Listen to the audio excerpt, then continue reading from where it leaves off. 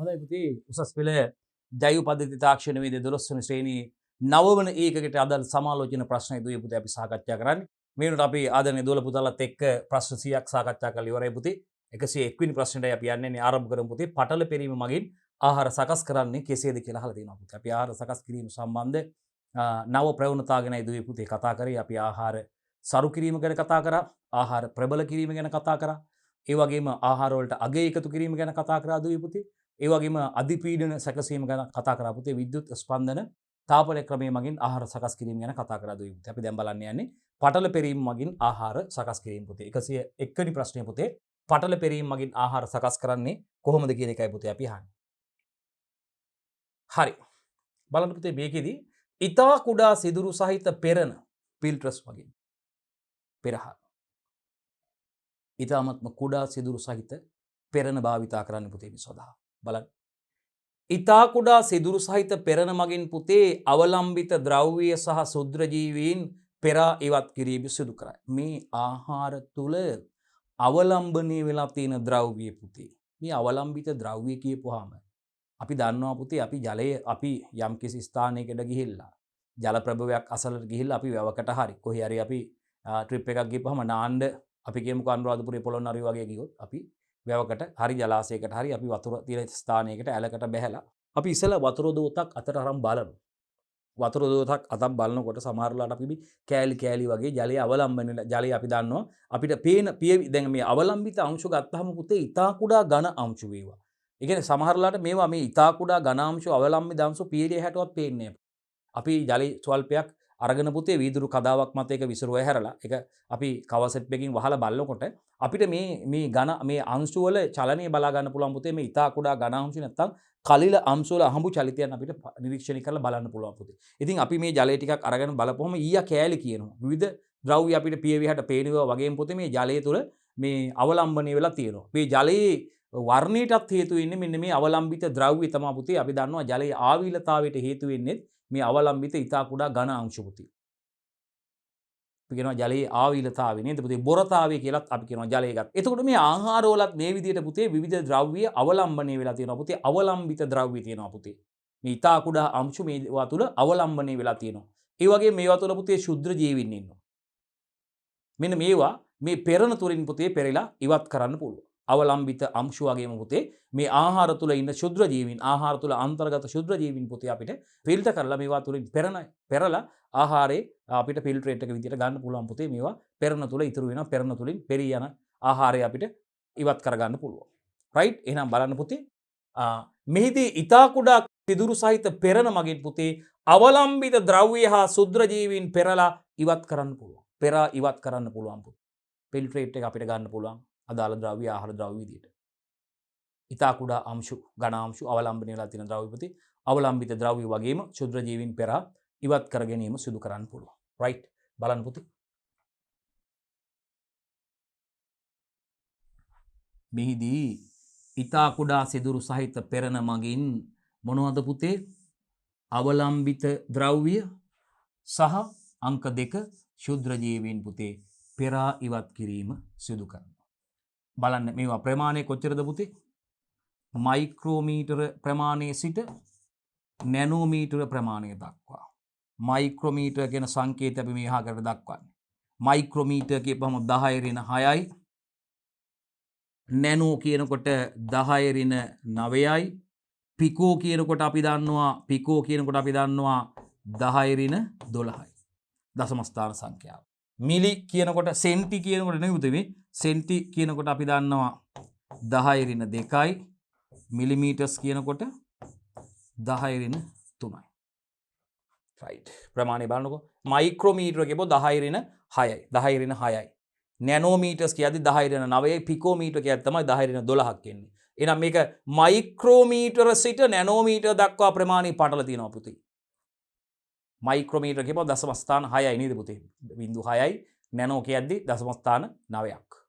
පිකෝ කියනකොට 12යි. එහෙනම් මේ පෙරණ මේ ෆිල්ටර්ස් වල මේ පෙරණ පුතේ ගත්තාම මයික්‍රෝමීටර ප්‍රමාණයේ සිට නැනෝමීටර ප්‍රමාණය දක්වා කුඩා අපිට පෙරණ අපිට ගන්න පුළුවන්. ඒකත් විශේෂයෙන් මතක තියාගන්න. හරි. එහෙනම් මතක තියාගන්න පුතේ මයික්‍රෝමීටර සිට නැනෝමීටර දක්වා ප්‍රමාණයේ ෆිල්ටර්ස් මේ පටල තියෙනවා පුතේ. පටල තියෙනවා. කාර්ය අනුව සුදුසු පටල වර්ගය තෝරා ගැනීම පුතේ මෙහිදී වැදගත් වෙනවා. අපිට පෙරා ඉවත් කරන්න ඕනේ ද්‍රව්‍ය අනුව අදාළ කාර්ය අනුව පුතේ ආහාර පෙරා ඉවත් කරගන්න පටල පෙරීම සඳහා යොදා ගන්න සුදුසු පෙරණ වර්ගයේ පුතේ මොකද මයික්‍රෝමීටර ප්‍රමාණය සිට මයික්‍රෝමීටර කියපුවා 10 ඍණ 6යි පුතේ නැනෝ කියපුවා මීටරයට වඩා 10 ඍණ 9ක් වෙනවා පුතේ. එහෙනම් අපිට අවශ්‍ය පටල මේකෙදි කාර්ය අනුව අවශ්‍යතාවය අනුව සුදුසු පටල වර්ගයේ තෝරා ගැනීම මේකෙදි ඊටාත්ම වැදගත් වෙනවා පුතේ. ඒකත් විශේෂයෙන් මතක තියාගන්න. හරි. ආහාර කර්මාන්තයේදී මේ පටල පෙරීම යොදා ගන්නා අවස්ථා මොනවද කියලා අහනවා පුතේ. ෆුඩ් ඉන්ඩස්ට්‍රි එකේදී මේ පටල පෙරීම යොදා ගන්න අවස්ථා අපෙන් අහන්නේ. මේ බලන්න. චීස් සැකසීමට පෙර කිරි සාන්ද්‍රීකරණය කිරීමට අන්න බලන්න. චීස් සකස් කරන්න කලින් චීස් නිෂ්පාදනයේදී අපි දන්නවා කිරි භාවිතා කරලා නැවුම් කිරි භාවිතා කරලා චීස් නිෂ්පාදනයේදී නේද පුතේ මේකෙදී අපි දන්නවා පැසීමේ ක්‍රියාවලිය යොදා ගන්නවා චීස් නිෂ්පාදනයේ නේද පුතේ යෝගට් නිෂ්පාදනයේ මුදවපු කිරි නිෂ්පාදනයේදී නේද පුතේ අපි මේකෙදී මේ නේද ශුද්ධජීවි හිතකර ශුද්ධජීවි යොදා ගනිමින් මේ ක්‍රියාවලිය සිදු කරන්නේ පුතේ. ඉතින් මේ චීස් නිෂ්පාදන ක්‍රියාවලියේදී කිරි සාන්ද්‍රීකරණය කිරීම සඳහා මේ පටල පෙරීම යොදා ගන්නවා. කිරි චීස් සැකසීමට පෙර පුතේ කිරි ටික සාන්ද්‍රීකරණය කර ගැනීමට අපි යොදා ගන්නවා. රයිට් ඒකත් පළවෙනි එක. චීස් සැකසීමට පෙර දුවේ පුතේ කිරි සාන්ද්‍රීකරණය කිරීමට යොදා ගන්නවා පුතේ. ඒ වගේම පැහැදිලි පළතුරු ලබා ගැනීමට අවලම්බිත ද්‍රව්‍ය ඉවත් කරලා සහ ශුද්ධ ජීවීන් ඉවත් කරලා පැහැදිලි පළතුරු යොදා ගැනීමට අපිට ලබා ගැනීමට පුතේ අපිට හොඳ ෆුඩ් ජූස් එක අවශ්‍යයි පුතේ පළතුරු නිෂ්පාදනයේදී අපිට ඇත්ත දැන් ඔබ දැකලා ඇති අර පළතුරු බෝතල් ගත්තාම ඇපල් යුෂය තියෙනවා ඒ වගේම දොඩම් යුෂය තියෙනවා ඒ වගේම අපි දන්නවා මේ පළතුරු ගත්තාම නේද මිදි යුෂය තියෙනවා දුවේ පුතේ ඒ වගේම අපි දන්නවා මේ පළතුරු වල විශේෂයෙන්ම මේ ඇපල් යුෂ මිදි යුෂ ඒ වගේම දොඩම් යුෂ මිශ්‍ර පළතුරු යුෂ තියෙනවා දරුවෝ නෙල්ලි සාරය තියෙනවා. ඉතින් මේවා ගන්නකොට අපිට බලන්න බොහෝ විට අර මේ ඇපල් යුෂ එහෙම ගත්තාම සමහර ඒවා අර විනිවිද පේන ඉතාලම පැහැදිලි මේ බෝතල් වල ඉතාලම පැහැදිලිව පේනවා මේ දේවල්. පැහැදිලිව පේනවා පැහැදිලි පළතුරු යුෂ තියෙන එකද. ඉතින් මේ පැහැදිලි පළතුරු යුෂ ලබා ගන්න නම් මේ වගේ අවලම්බිත ද්‍රව්‍ය පෙරා ඉවත් කරන්න ඕනේ. ඉතින් අපිට මයික්‍රෝමීටර ප්‍රමාණයෙන් ඉඳන් නැනෝමීටර ප්‍රමාණය දක්වා ඒ සඳහා ගැලපෙන සුදුසු පෙරණ වර්ග ෆිල්ටර් වර්ග තෝරා ගැනීමට හැකියාව තියෙන අවස්ථාව තියෙනවා. ඒ අවශ්‍යතාවයේ කාර්ය අනුව සුදුසු පෙරණ වර්ග තෝරා ගන්න පුළුවන් පුතේ. එහෙනම් මතක තියාගන්න මේ පැහැදිලි පළතුරු යුෂ ලබා ගැනීමට මේ අපිට මේ ක්‍රියාවලිය යොදා ගන්න පුළුවන්. මේ තියෙන පටලවල ප්‍රමාණ අනුව පෙරීම සිදුවන ආකාරයේ පුතේ තියෙන්නේ. මේ බලන්න. පටලවල ප්‍රමාණ අනුව මේ අකුරු මම කුඩා අකුරු ලොකුවට ලියන්නම් පුතේ විශාල කරලා. පටලවල ප්‍රමාණය අනුව පෙරීම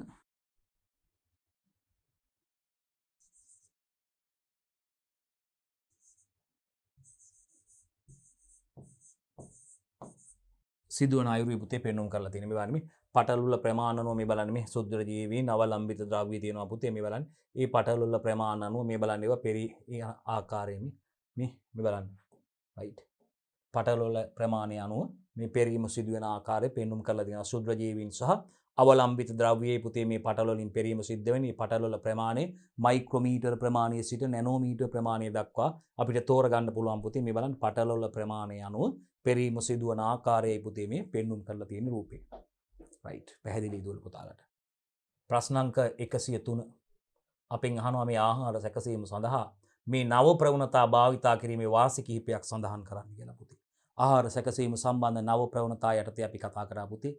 ආහාර වලට අගය එකතු කිරීම, ආහාර සරු කිරීම, ආහාර ප්‍රබල කිරීම, ඒ වගේම අධිපීඩන සැකසීම, විද්‍යුත් ස්පන්දන තාපනය, ඒ වගේම පටල පෙරීම කියන ක්‍රියාවලින් ගැන දුවේ පුතේ අපි කතා කරා. ඉතින් මේ ක්‍රියාවලින් වල මේ ආහාර සැකසීම සම්බන්ධ ඒ වගේම ආහාර අපි කතා කරා නේද පුතේ ආහාර අවම සැකසීම ගැනත් ඊට කලින් අපි කතා කරා. ඉතින් මේ ක්‍රමවේදවල අපෙන් අහනවා වාසි මොනවද කියලා පුතේ අහන්නේ. මේ ක්‍රමවේදවල වාසි අපි අත අහන්නේ පුතේ. රයිට්. අපි බලමු මොනවද මේ ක්‍රමවේදවල වාසි කියන එක සම්බන්ධයෙන්. මේ ආහාර සැකසීම සඳහා මේ භාවිතා කරන නව ප්‍රවණතා භාවිතා කිරීමේ වාසි කිහිපයක් සඳහන් කරන්න කියලා තියෙනවා. එකක් පුතේ අපිට ආහාරවල පෝෂණ අගය සුරකීම. ඔබට මතකද අපි දැන් ආහාර එන්රිච්මන්ට් ආහාර සරු කිරීමේදී අපි ආහාර නිෂ්පාදන ක්‍රියාවලියේදී අපි ආහාරයෙන් ඉවත් වන පෝෂක නේද පුතේ ඉවත් වන විටමින් වර්ග ඒ පෝෂක වෙනුවට ඒ ඉවත් වෙන අලුතෙන් එකතු කිරීමක් නෙවෙයි සරු කිරීමේදී කරන්නේ. ආහාරයෙන් ඉවත් වෙන ආහාර සකස් කිරීමේ ක්‍රියාවලියේදී ආහාරයෙන් ඉවත් වෙන ඒ වුණාට හානි වෙන පෝෂක වෙනුවට පුතේ අපි පෝෂක එකතු කිරීමක් තමයි සිදු කරන්නේ. ඒ නිසා අපිට විශේෂයෙන්ම මේ පෝෂණීය අගේ සුරකීම සිද්ධ වෙනවා. ඒ වගේම අපි වැලියු ඇඩඩ් නේද පුතේ අගේ එකතු කිරීම. ඒ වගේම අපි විශේෂයෙන්ම ආහාර ප්‍රබල කිරීමේදී ඔබට මතක ඇති ආහාරයේ තියෙන එකක් හරි ආහාරයේ නැති පෝෂක එකක් හෝ කිහිපයක් අපි පිටතින් එකතු කරනවා පුතේ. ඔබට මතක ඇති අපි කිව්වා මේ පිටතින් එකතු කරනවා. විශේෂයෙන්ම අපි කිරි වලට ඔබට මතක ඇති කැල්සියම් එකතු කිරීම කරා. ලුණු වලට අයඩින් එකතු කිරීම සිදු කරා. ඉතින් මේකෙන් විශේෂයෙන්ම ආහාරවල පෝෂණීය අගේ සුරකිනවා පුතේ මේ මොනවද? මේ ආහාර සැකසීම සම්බන්ධ නව ප්‍රවණතා භාවිතා කිරීම මගින් ආහාරවල පෝෂණීය අගේ සුරකිනවා පුතේ. එකක් තමයි පුතේ පෝෂණීය අගේ සුරකිනවා.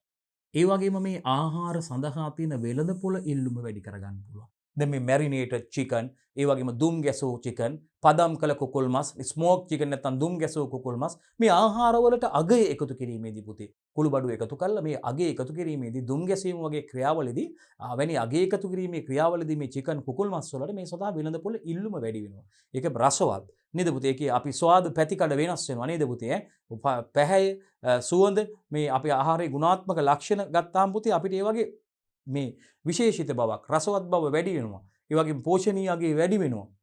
ඉතින් මේ ආහාරයේ පරිරක්ෂණය වෙන්න ඒක හේතුවක් වෙනවා. දුම් ගැසීමේ ක්‍රියාවලිය එහෙම ගත්තාම අපි දන්නවා. ඉතින් මේවා ගත්තාම මේ ආහාරවලට තියෙන වෙළඳපොළ ඉල්ලුම වැඩි වෙනවා පුතේ. මේ ආකාරයට අපි නව ප්‍රවණතා භාවිතා කරලා සිදු කරලා තියෙන නිෂ්පාදනවල අපි දන්නවා වෙළඳපොළ ඉල්ලුම වැඩි වෙනවා. රයිට්. හරි. ඒ වගේම අගේ එකතු කළ ආහාර, ඒ වගේ අපි දන්නවා සරු කිරීම සිදු කරන ලද ආහාර, ඒ වගේම අපි දන්නවා මේ වගේ අපි කිව්වා ඊට පස්සේ විශේෂයෙන්ම මේ පටල පෙරීම, ඒ වගේම අපි කියපු මේ විද්‍යුත් ස්පන්දන තාපනය, ඒ වගේම අධිපීඩන සැකසීම යොදාගෙන නිෂ්පාදනය කරන ආහාර ගැන අපි කතා කරා. ඉතින් මේ ආහාර නිෂ්පාදන සඳහා මේ නව ප්‍රවණතා භාවිතා කළ මේ ආහාර නිෂ්පාදනය සිදු කිරීමෙන් මේ ආහාරවල වෙළඳපොළ ඉල්ලුම වැඩි වෙනවා පුතේ. වෙළඳපොළ තුළ මේ ආහාර සඳහා තියෙන ඉල්ලුම වැඩි වෙනවා පුතේ. ඒකත් විශේෂයෙන්ම අපිට සාධාරණ කරන්න ඕනේ. වෙළඳපොළ ඉල්ලුම වැඩි කරගන්න පුළුවන්. ආහාර අපතේ යාම අඩු කරන්න පුළුවන් පුතේ. බලන්නකෝ. එකක් තමයි පුතේ ආහාර අපතේ යාම අඩු කරන්න පුළුවන්. නිකන් ආහාරවල මේ දේවල් සාමාන්‍ය විදියට තියෙන මස් වලට වඩා සාමාන්‍ය මස් වලට වඩා අපි මේ අගේ එකතු කළ අපි කියනවා අගේ එකතු කළ මස්. ඉතින් ඒකෙදි වැලියු ඇඩඩ් නේද පුතේ?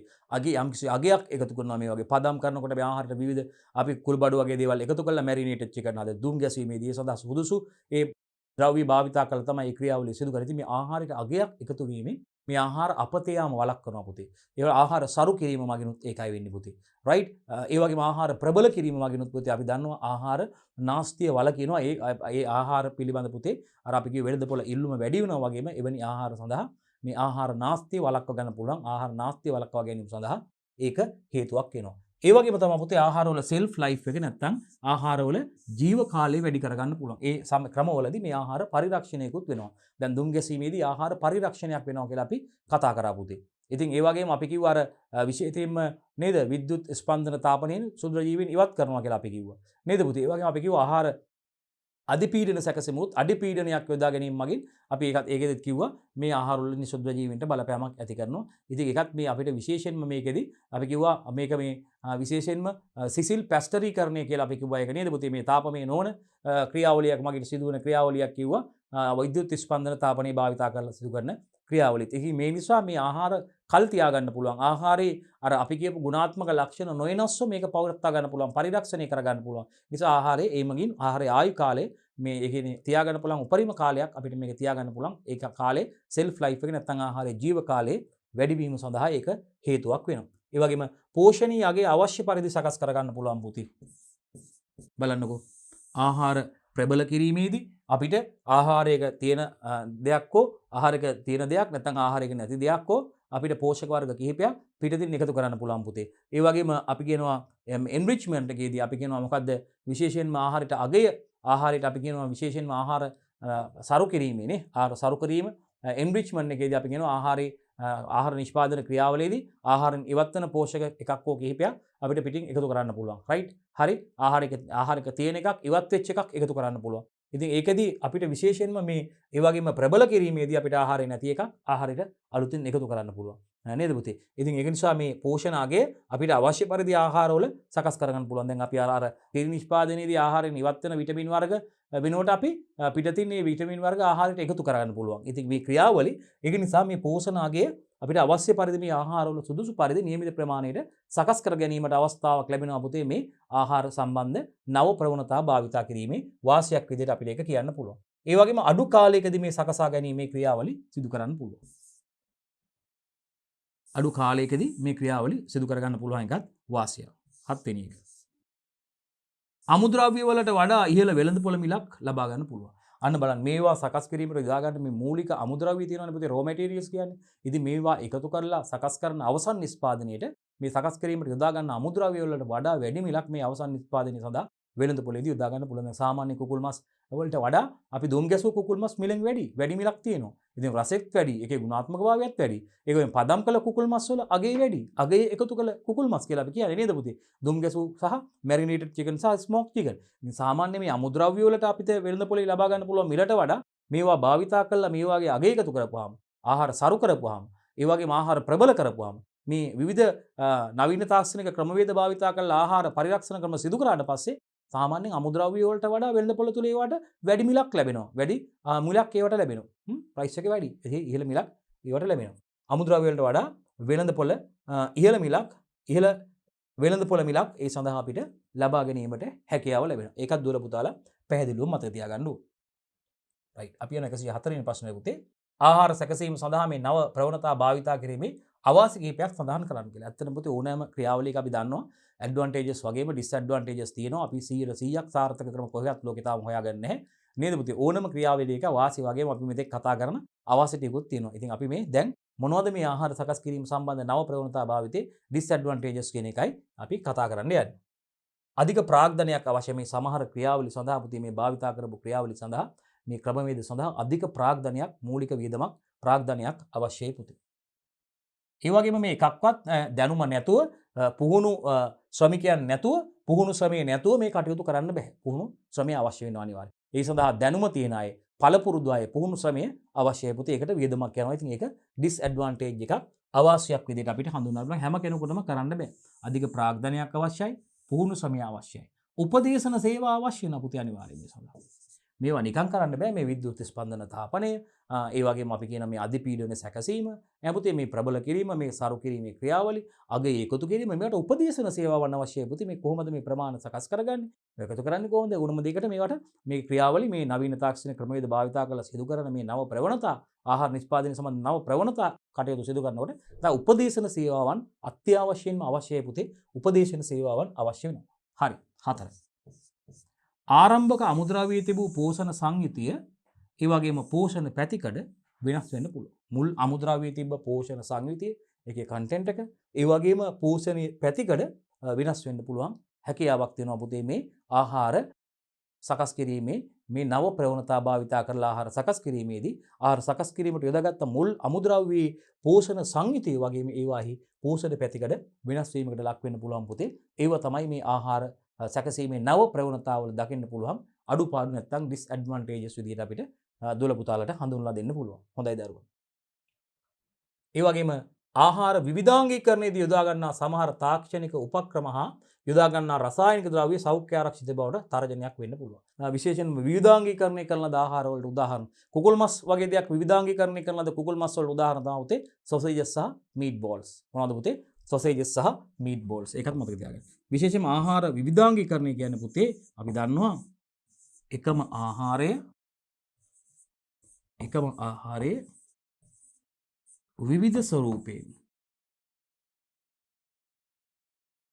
විවිධ ස්වරූපයෙන්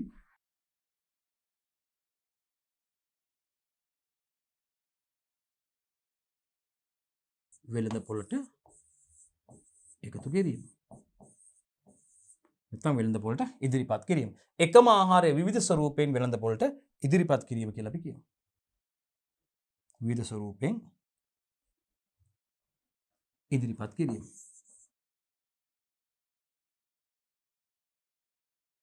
දැන් කුකුල් මස් ආශ්‍රිත විවිධාංගීකරණය කරන ලද නිෂ්පාදන විදිහට අපිට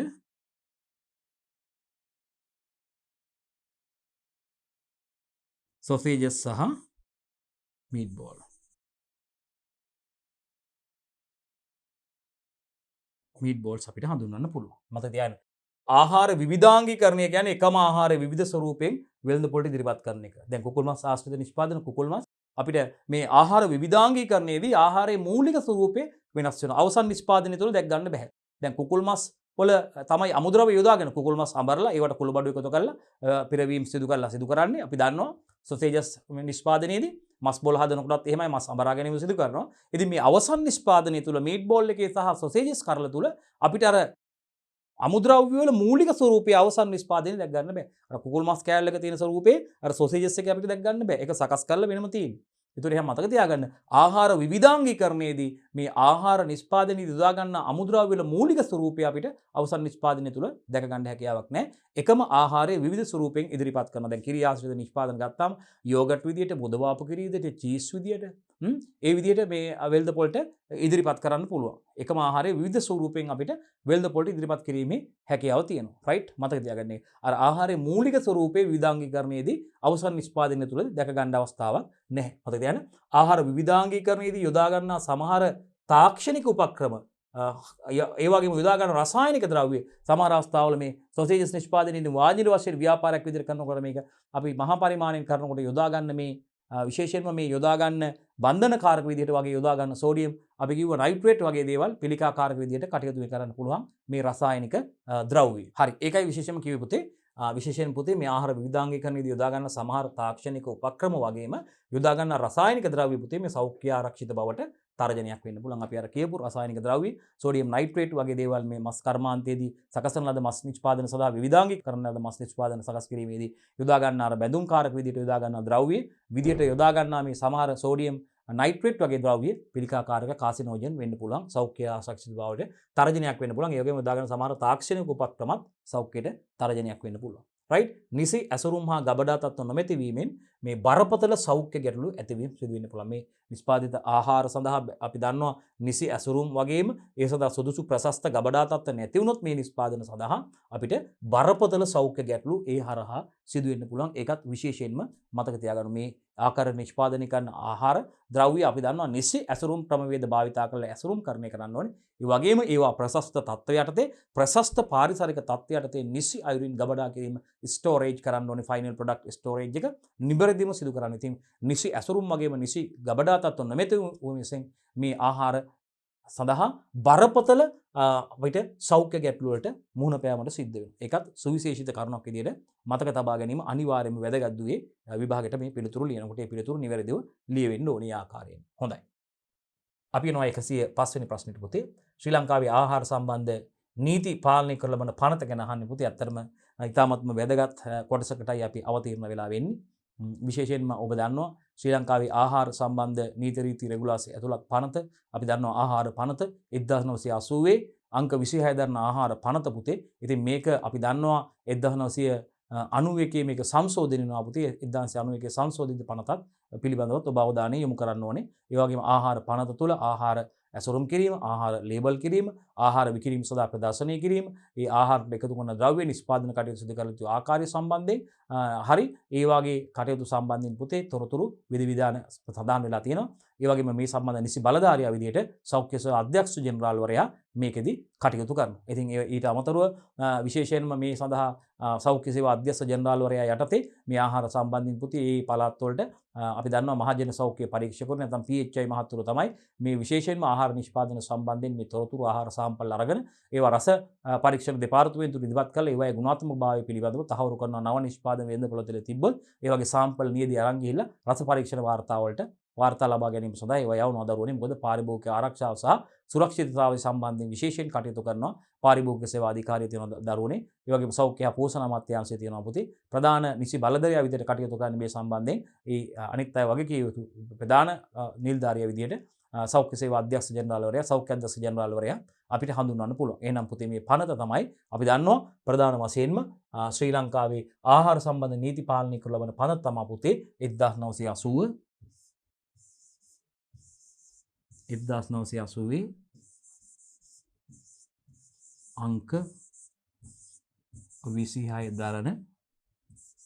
අංක 26 දරන ආහාර පනත. රයිට්. ඔන්න. හරි. මෙන්න 1980 අංක 26 දන්න ආහාර පනත මේක 1991 සංශෝධිත වුණා පුතේ. අපි සිද්ධාන්ත පාඩම් කරනකොට මේ සංශෝධිත පනත සංශෝධිත කතානුත් දුල පුතාලත් එක්ක කතා කරා. දුල පුතාලට අවධාරණය කරා 1980 අංක 26 දන්න ආහාර පනත සුවන් අධ්‍යයනයක දෙන්න කියලා. රයිට්. ඔබට ඒක කටයුතු සිදු කරන්න පුළුවන්. මෙන්න පුතේ 1980 අංක 26 දරන ආහාර පනතට අනුව තමයි පුතේ ආහාර නිෂ්පාදන කටයුතු, ආහාර සඳහා ඇසුරුම්, ආහාර ලේබල් කරණය සම්බන්ධයෙන්, ආහාර විකිණීම සහ ප්‍රදර්ශනය කිරීම සම්බන්ධයෙන් ඒ සියලුම සම්බන්ධ ආහාර සම්බන්ධ කරුණු පුතේ විශේෂයෙන් නීති හා රෙගුලාසි පුතේ කොහොමද ඒ කටයුතු සිදු කරන්නේ? ඒ නීතිමය පැත්ත පිළිබඳ ඒ වගේම පාරිභෝගිකයන්ට මේ සඳහා යම් අවස්ථාවකදී යම් හානිකර තත්ත්වයකදී කොහොමද කටයුතු කරන්නේ? විකිණීම සුදුසු දේවල් මොනවද? සුදුසු ආකාර ඇසුරුම් කිරීම සිදු කරන ආකාරය සම්බන්ධයෙන් ඒ සියල්ලක්ම පුතේ මේ 1980 අංක 26 දරන ආහාර පනත තුල සම්පූර්ණයෙන්ම සඳහන් වෙලා තියෙනවා. ඒ වගේම 1991 සංශෝධිත පනතත් ඔයගොල්ලෝ අධ්‍යයනය කරන්න ස්වයං අධ්‍යයනයේ යෙදෙන්න ඔබට අවස්ථාව තියෙනවා. හරි. නව ආහාරයක් වෙළඳපොළට හඳුන්වා දීමේදී අනුගමනය කළ යුතු ක්‍රියාවලියේ මූලික පියවර මොනවද කියලා යහන්න. ඊටාම හොඳ ප්‍රශ්නයක්. අලුතෙන් ආහාරයක් අපි විශේෂයෙන්ම සිද්ධාන්ත පාඩමේදී දුර පුතාලන් මතක ඇති බිස්කට් නිෂ්පාදනයක් සම්බන්ධයෙන් අපි කතා කරා. විශේෂයෙන්ම කුඩා දරුවන් සඳහා ළමුන් සඳහා බිස්කට් නිෂ්පාදනයක් පාසලේදී අපි මේ පරීක්ෂණය සිදු කරන ආකාරය පුතේ අපි තෝරාගත්ත කණ්ඩායම නේද පුතේ කුඩා ළමුන් සඳහා බිස්කට් එකක්. මේ සඳහා අපි ඔබට මතක ඇති ප්‍රශ්නාවලියක් ඉදිරිපත් කරා මේ නිෂ්පාදනයේ තිබිය යුතු තත්ත්ව පිළිබඳ නේද? ඉතින් මේ විශේෂයෙන්ම අපි දන්නවා අපි නව ආහාරයක් වෙළඳපොළට ඉදිරිපත් කරන්න කලින් විශාල ක්‍රියාවලියක් ඒ තුළ තියෙනවා පුතේ. අපිට නේද පුතේ විශේෂයෙන්ම වෙළඳපොළ අවස්ථාවන් පිළිබඳ කතා කරනකොට මේ නව ආහාරයක් වෙළඳපොළට හඳුන්වා දීමේදී අනුගමනය කළ යුතු මූලික පියවර තියෙනවා පුතේ. විශේෂයෙන්ම අලුතෙන් ආහාරයක් ලිස්ටින් අපි ආවට ගියාට අපිට හිතුණට කරන්න බෑ. මේ විශේෂයෙන්ම ආහාරයක් ඉදිරිපත් කරනකොට අපිට මේ සඳහා වෙළඳපොළ සමීක්ෂණයක් කරන්න පුළුවන් නේද පුතේ? වෙළඳපොළ ඒකෙදී අපිට විශේෂයෙන්ම තෝරගන්න පුළුවන් මේ අපිට ප්‍රශ්නාවලියක් ඉදිරිපත් කළා අපිට පාරිභෝගිකයන්ගෙන් පිළිතුරු ලබා ගන්න පුළුවන් නේ. ඒත් එක්කම අපිට මේ ආහාර නියදි පාරිභෝගිකයන්ට ඒ වගේ සපයන්න පුළුවන් පුතේ. ඒ වගේ තියෙන තත්ත්වයන් පිළිබඳනේ ආහාරයේ මේ ලක්ෂණ නේද පුතේ? ඉන්ද්‍රිය ගෝචරතා ලක්ෂණ විශේෂයෙන්මනේ ආහාරයේ පැහැය, ආහාරයේ සුවඳ නේද පුතේ? ආහාරයේ රසය නේද පුතේ? ඉතින් ඒ වගේ දේවල් අපිට මේ විශේෂයෙන්ම ගුණාත්මක ලක්ෂණ පිළිබඳ තොරතුරු විමසන්න පුළුවන් පුතේ. රයිට්. ඒ වගේ නේද මේ වගේ මීල නේද පුතේ? ඒ ප්‍රමාණ ඒවා අපිට ආහාර නියදි සපයලා ඒ සම්බන්ධයෙන් පාරිභෝගික අදහස් ලබා ගන්න පුළුවන්. කැමැත්ත ප්‍රකාශ කරන නේද පුතේ? මෙහිදී අපිට ඔබට මතක ඇති හෙඩොනික් ආකාරයේ පරීක්ෂණය ඔබට මතක ඇති නේද? පාරිභෝගිකයාගේ කැමැත්ත ප්‍රකාශ කරන පරීක්ෂණ තියෙනවා පුතේ නේද පුතේ? ඒ වගේම කැමැත්ත අකමැත්ත ප්‍රකාශ කරනවා සංසන්දනාත්මක යුග්ම සංසන්දනාත්මක පරීක්ෂණ යොදාගත් අවස්ථාව ඔබට මතක ඇති. ඉතින් ඒ ආකාරයට අපිට මේ නව ආහාරයක් වෙළඳපොළට ඉදිරිපත් කිරීමේදී විශේෂයෙන්ම අපිට ඒ සඳහා විශේෂයෙන්ම අලුතින් ආහාරයක් වෙළඳපොළට හඳුන්වා දීමේදී අනුගමනය කළ යුතු ක්‍රියාවලිය සඳහා මූලික පියවරයි අහන්නේ පුතේ. බිස්කට් නිෂ්පාදනයක් වෙන්න පුළුවන් පුතේ. ඒ වගේම අපිට ඒ සඳහා යොදා ගන්න ද්‍රව්‍ය ගැන කතා වෙනවා. ඒ වගේම පුතේ ඒ සඳහා ඉලක්ක පාරිභෝගික කාණ්ඩ, ලදරු, ළමා නේද පුතේ? නේද? බාල, වැඩිහිටි නේද පුතේ? තරුණ නේද පුතේ? මේ ප්‍රජාව යොදා ගන්න ගර්භණී මව්වරුන් සඳහාද ඒ වගේම මේකේ අමුදරුවේ අනුපාත අපිට නිර්ණය කරන්න ඕනේ පුතේ. මිල සූත්‍රණය කරන්න ඕනේ මේ වගේ නේ. සුදුසු මොනවද මේ යොදා ගන්න අමුද්‍රව්‍ය අනුපාත මිලස තීරණය කරන්න. ඒ වගේ පෝෂණීය තත්ත්වයන් පිළිබඳව පුතේ සැලකිලිමත් විය යුතුයි. රයිට් නේද? ඉතින් ඒවා විශේෂයෙන්ම අපි කතා කරන කරුණු සිද්ධාන්ත කොටස් වල දුර පුළත් එක්ක දීර්ඝ වශයෙන් සාකච්ඡා කරලා තියෙන. ඒ නිසා අපි කෙලින්ම පිළිතුරට යනවා පුතේ. මේ නව ආහාරයක් වෙළඳපොළට හඳුන්වා දීමේදී මොකද්ද අනුගමනය කළ තියාරේ මූලික පියවර කියන එක. රයිට්. අපි නව ආහාරයක් වෙළඳපොළට හඳුන්වා දීමේදී මතකද? ඒකේ ආහාරයක ඉන්ද්‍රිය ගෝචරතාවයකීමකට ලක් කරනවා නේද පුතේ? අපි ඉන්ද්‍රියන්ට ගෝචර වෙන්නේ අස කන නාසය දිව ශරීරයට නේද පුතේ? අපි කියනවා දැන් ඇහෙන් බලලා අපි ආහාරයක වර්ණය ගැන කියන්න පුළුවන්. නැත්නම් පෙනුම ගැන අල්ලලා බලලා ටච් කරලා බලලා ආහාරයේ වයනේ ටෙක්ස්චර් එක ගැන අපිට කියන්න පුළුවන් පුතේ. රස බලලා කියන්න පුළුවන් පුතේ. දිවෙන් නේද? ආහාරයේ රස බලලා කියන්න පුළුවන් නේද? ඉතින් අපි මේ දේවල් අපිට කියන්න පුළුවන් හැකියාව තියෙනවා. හරි. එහෙනම් අපි බලමු එකින් එක මොනවද මේ නව ආහාරයක් වෙළඳපොළට හඳුන්වා දීමේදී අනුගමනය කළ යුතු ක්‍රියාවලිය මූලික පියවර ටිකට යමු පුතේ. මේ බලන්න. වෙළඳපොළ පිළිබඳ ඇගයීමක් කරන්න ඕනේ පුතේ ඉස්සෙල්ලාම නේ. වෙළඳපොළ පිළිබඳ ඇගයීමක් කරන්න ඕනේ අපි. අන්න බලන්න. 1. වෙළඳපොළ පිළිබඳව ඇගයීමක් කරන්න. නිෂ්පාදනය සඳහා සුදුසු අමුද්‍රව්‍ය තෝරා ගන්න ඕනේ පුතේ. රයිට්. නිෂ්පාදනය සඳහා සුදුසු අමුද්‍රව්‍ය තෝරා ගන්න ඕනේ. ඉස්සලා වෙළඳපොළ නිෂ්පාදනය පිළිබඳව ඒ වෙළඳපොළ අපි සිදු කරන්න නිෂ්පාදනය පිළිබඳව වෙළඳපොළ ඉල්ලුම පිළිබඳ ඇගීමක් සිදු කරන්න ඕනේ. ඒකෙත් තමයි අපි අර ප්‍රශ්නාවලියක් එහෙම අහලා බලලා ඒ කටයුතු සිදු කරන්නේ. ඒ සඳහා වෙළඳපොළ ඉල්ලුම සඳහා අපිට විශේෂයෙන්ම සුදුසු ක්‍රමයක් විදිහට ප්‍රශ්නාවලියක් ඉදිරිපත් කිරීමේ ක්‍රියාවලිය මතකද විද්‍යානුකූලව ප්‍රශ්නාවලිය සකස් කිරීම මතකද ඔබට? ඒ ක්‍රියාවලියේ පියවර ටික. රයිට්. එතකොට අමුද්‍රව්‍ය තෝරා ගැනීම තමයි පුතේ මේකේ දෙවෙනි පියවර විදිහට අපි හඳුන්වන්නේ. නිසා සුදුසු අමුද්‍රව්‍ය raw materials ඒවා පහසුවෙන් සපේ ගන්න පුළුවන් වෙන්න ඕනේ. මේ පුතේ easy to use පහසුවෙන් පාවිච්චි කරන්න පුළුවන් අමුද්‍රව්‍ය වෙන්න ඕනේ. දැන් ඇත්තටම බේකරි කර්මාන්තයේදී කැවිලි හදනකොට විශේෂයෙන්ම දැන් පාන් පිටි නැත්නම් තිරිඟු පිටි පහසුවෙන් ඒවා පරිහරණයක බිස්කට් නිෂ්පාදනය සඳහා බොහෝමයක් මේ රස කැවිලි ඒ වගේම බේකරි ආශ්‍රිත නිෂ්පාදන සඳහා ප්‍රධාන අමුද්‍රව්‍ය විදිහට raw material එක විදිහට පාන් පිටි භාවිත කරනවා. මොකද easy to use පාවිච්චි කරන්න පහසුයි නේද පුතේ? ඒවා ජලයේ භාවිත කරලා විවිධ ද්‍රව්‍ය දාලා මේකත් එක්ක අපි මෝලි එකක් හදලා නේද පුතේ පහසුවෙන් ඒවා use කරන්න පුළුවන්. පහසුවෙන් සපේ ගන්න පුළුවන් ඒවා වෙන්න ඕනේ පුතේ. මිල අඩු වෙන්න ඕනේ පුතේ. ඉතින් දැන් නම් ඒ වගේ මිල ගොඩාක් වැඩි වෙලා තියෙනවා. නමුත් ඒවා අපි දන්නවා ලාභ අමුද්‍රව්‍ය යොදාගෙන තමයි උසස් ගුණාත්මක නිෂ්පාදනයක් නිෂ්පාදනය කිරීමට මගින් තමයි වැඩි ලාභ ලබන්න පුළුවන් වෙන්නේ ව්‍යාපාරයක් වශයෙන්. රයිට්. එතකොට එහෙනම් අපිට අමුද්‍රව්‍ය තෝරා ගැනීම ප්‍රධාන වශයෙන් වැදගත් වෙනවා පුතේ. ඒ වගේ අමුද්‍රව්‍ය වල අනුපාත සූත්‍රණය කිරීමයි ඊළඟ අවස්ථාව වෙන්නේ පුතේ. අමුද්‍රව්‍ය අනුපාත සූත්‍රණය කිරීම. ඒ කියන්නේ අපි දැන් බිස්කට් එකක් නම් පුතේ අපි මේ බිස්කට් එකට ගන්න අමුද්‍රව්‍ය තියෙනවා පුතේ. අපි දන්නවා පාන් පිටි, සීනි. ඉතින් අපි දන්නවා නේද පුතේ ඒකට අපි වෙනත් පිටි වර්ගයක් එකතු කරනවා නම් සහල් පිටිද, තිරිඟු පිටිද, නැත්නම් මොනවද අපි ඒකට ක්‍රුවක්කම් එකතු කරනවද? එහෙනම් පුතේ ඊට පස්සේ ඒකට ලුණු, අනිකුත් මේ අනුමත වර්ණක, එහෙනම් පුතේ රසකාරක. ඉතින් මේ දේවල් ගැන අපි මේ අමුද්‍රව්‍ය ඒ වගේම මේ වගේ අමුද්‍රව්‍ය අනුපාත අපි නිර්ණය කරන්න ඕනේ. කොච්චර ප්‍රමාණයකින්ද මේවා යොදාගන්නේ මේ ඒකකයක් සඳහා කොච්චර ප්‍රමාණයක්ද කියන එක පිළිබඳව අපිට අමුද්‍රව්‍ය තෝරා ගන්න වෙනවා. ආහාර ඉන්ද්‍රිය ගෝචරතා යැගීමයි පුතේ ඊට පස්සේ තියෙන්නේ. මතකද? රයිට්. සෙන්සරි එක. 4. ආහාර ඉන්ද්‍රිය ගෝචරතා යැගීම සිදු කරන්න පුළුවන් පුතේ. ඉන්ද්‍රිය ගෝචරතා යැගීම සඳහා ඉන්ද්‍රිය ගෝචරතා යැගීමේ සඳහා සිදු කරන පුද්ගලයන් විශේෂිත පුද්ගලයන් අපි යොදා ගන්නවානේ ඉන්ද්‍රිය ගෝචරතා පරීක්ෂණ මතකද ඔබට? ඒගොල්ලෝ දත්ත පත්‍රිකා ලබා දීලා ඒගොල්ලෝ මේ ඒවා තුලේ සංකේත මගින් ඉලක්කම් මගින් ඒවා ඉදිරිපත් කරනවානේ ඉන්ද්‍රිය ගෝචරතාවය පිළිබඳ. ඒකෙදී ඒගොල්ලෝ මේ එක් ආහාරයක් පරීක්ෂා කරලා ඉවරලාම ක්‍රැකර් වර්ගයේ නේ ක්‍රීම් ක්‍රැකර් වර්ගයේ බිස්කට් එකෙන් කොටසක් කාලා හොඳින් කට හොදලා තමයි ඊළඟ පරීක්ෂණය කරන්නේ. නැත්නම් අර වගේ රස ඒ වගේ දැනෙන්න පුළුවන් නේද පුතේ? ඒ ඉන්ද්‍රිය ගෝචරතා පරීක්ෂණ සිදු කරන්න ඕන විද්‍යාගාරයක පරීක්ෂණාගාරයක තිබිය යුතු තත්ත්ව නේද පුතේ? උෂ්ණත්ව තත්ත්ව, ආර්ද්‍රතා තත්ත්ව ගැන අපි කතා කරා පුතේ. විශේෂයෙන්ම වැදගත් තත්ත්ව නේද පුතේ? ඒ ඉන්ද්‍රිය ගෝචර පරීක්ෂණය සිදු කරන කට්ටිය නේද පුතේ මත්පැන් පානය කරන බුලත් විතර කන්නේ නැති නේද පුතේ හොඳ සංවේදීතාවයක් සහිත පුද්ගලයන් වෙන්න ඕනේ. කුසගින්නේ ඉඳලා නේද පුතේ නේද මේ අපි මේක පරීක්ෂාව සිදු කරන්න බෑ. ඉතින් ඒකත් මතක තියාගන්න ඕනේ. ඉතින් මේ තත්ත්ව ගැන විශේෂයෙන් කතා කරනවා. ඒ වගේම ආහාර සැකසීම පිළිබඳ වැය ඇස්තිමේන්තුවක් සකස් කරන්න ඕනේ පුතේ. අපි සිද්ධාන්ත කොටස් වලදී ඒකත් කතා කරා. ආහාර සැකසීම පිළිබඳ වැය ඇස්තිමේන්තුවක් අමුද්‍රව්‍ය මිලදී ගැනීම සඳහා යන වියදම් පුතේ එක් අමුද්‍රව්‍ය. අපි දැන් මේ ඒකකයක් සඳහා මේ දැන් බිස්කට් නිෂ්පාදනය කරනවා නම් අපි බිස්කට් යම් යොදා ගන්න ඒකකයක් යුනිට් එකක් නිෂ්පාදනය කරන්න යන වැය ඇස්තමේන්තුවක් සකස් කරන්න ඕනේ පුතේ. ඉතින් ඒකෙදී අපි මේ අමුද්‍රව්‍ය සඳහා යන වියදම් සම්පූර්ණයෙන්ම අමුද්‍රව්‍ය ඒ වගේම නේද පුතේ. ඒ වගේම මේ සඳහා යන මිනිස් පෑ ගන්න බැලුවා. ඒ බල්ල ඒවා එකතු කරලා තමයි අපි මූලික මේ වියදම ඒකේ ගණන් කරලා ඇස්තමේන්තුව සකස් කරේ පුතේ. කොච්චර මුදලක් වැය වෙනවද ඒක අර වෙනත් මේ විදුලිය සඳහා නේද පුතේ ජලය සඳහා වෙනත් පහසුකම් සඳහා අපිට යන වියදමත් මේකට එකතු කරන්න වෙනවා. ඉතින් ඒ අනුව තමයි අපිට මේකේ අවසන් වශයෙන් මිල තීරණය කරන්න වෙන්නේ. ඊට පස්සේ අපිට බලන්න ආහාර සංවර්ධනය කිරීමේ කටයුතු සිදු කරන්න වෙනවා. පුතේ අලුතින් එකතු කරන්න ඕනේ දේවල් ආහාරය සිදු කරන යුතු සංවර්ධන කටයුතු ඊට පස්සේ සිදු කරන්න ඕනේ. ඊට පස්සේ පුතේ ආහාරයේ ආයු කාලය නිර්ණය කරන්න ඕනේ සෙල්ෆ් ලයිෆ් එක. ඒ කියන්නේ මේ ගුණාත්මක ලක්ෂණ නොවෙනස්ව ඒවා ඒ කියන්නේ ආහාරය පරිභෝජනයට ගත හැකි උපරිම කාලයක් තියෙනවා පුතේ. මේ ලක්ෂණ නොවෙනස්ව පවත්වා ගන්න පුළුවන් උපරිම කාලය පුළුවන්. එතනින් එහාට ආහාරය නරක වෙන්න ගන්නවානේ. ඒතර අපිට ඒක පාවිච්චි කරන්න බෑ පරිභෝජනයට ගත හැකි උපරිම කාලය තමයි මේ ආයු කාලය විදිහට අපි ගන්න. අර කියපු ලක්ෂණ ඉන්ද්‍රිය ගෝචරතා ලක්ෂණ නොවෙනස්ව පවත්වා ගන්න පුළුවන් උපරිම කාලයක් වෙනවා පුතේ. ඒ කාලය අපි සඳහා ආයු කාලය නිරීක්ෂණය කිරීමේ පරීක්ෂණ සිදු කරන්න ඕනේ පුතේ. ආයතනය තුළ ඒ නියමිත තත්ත්වයට ඇසුරුම් කරණය කරලා පුතේ මේ පරීක්ෂණ ආරම්භ කරන දවසේම මේ වගේ නියදි ආහාරවල නියදි සාම්පල අපි පිළිගත් පරීක්ෂණ ආයතනයකට සාම්පල් දීලා ඒ දෙගොල්ලම එකම දවසේ තමයි මේ පරීක්ෂණ පටන් ගන්න සෙල්ෆ් ලයිෆ් ටෙස්ට් එක.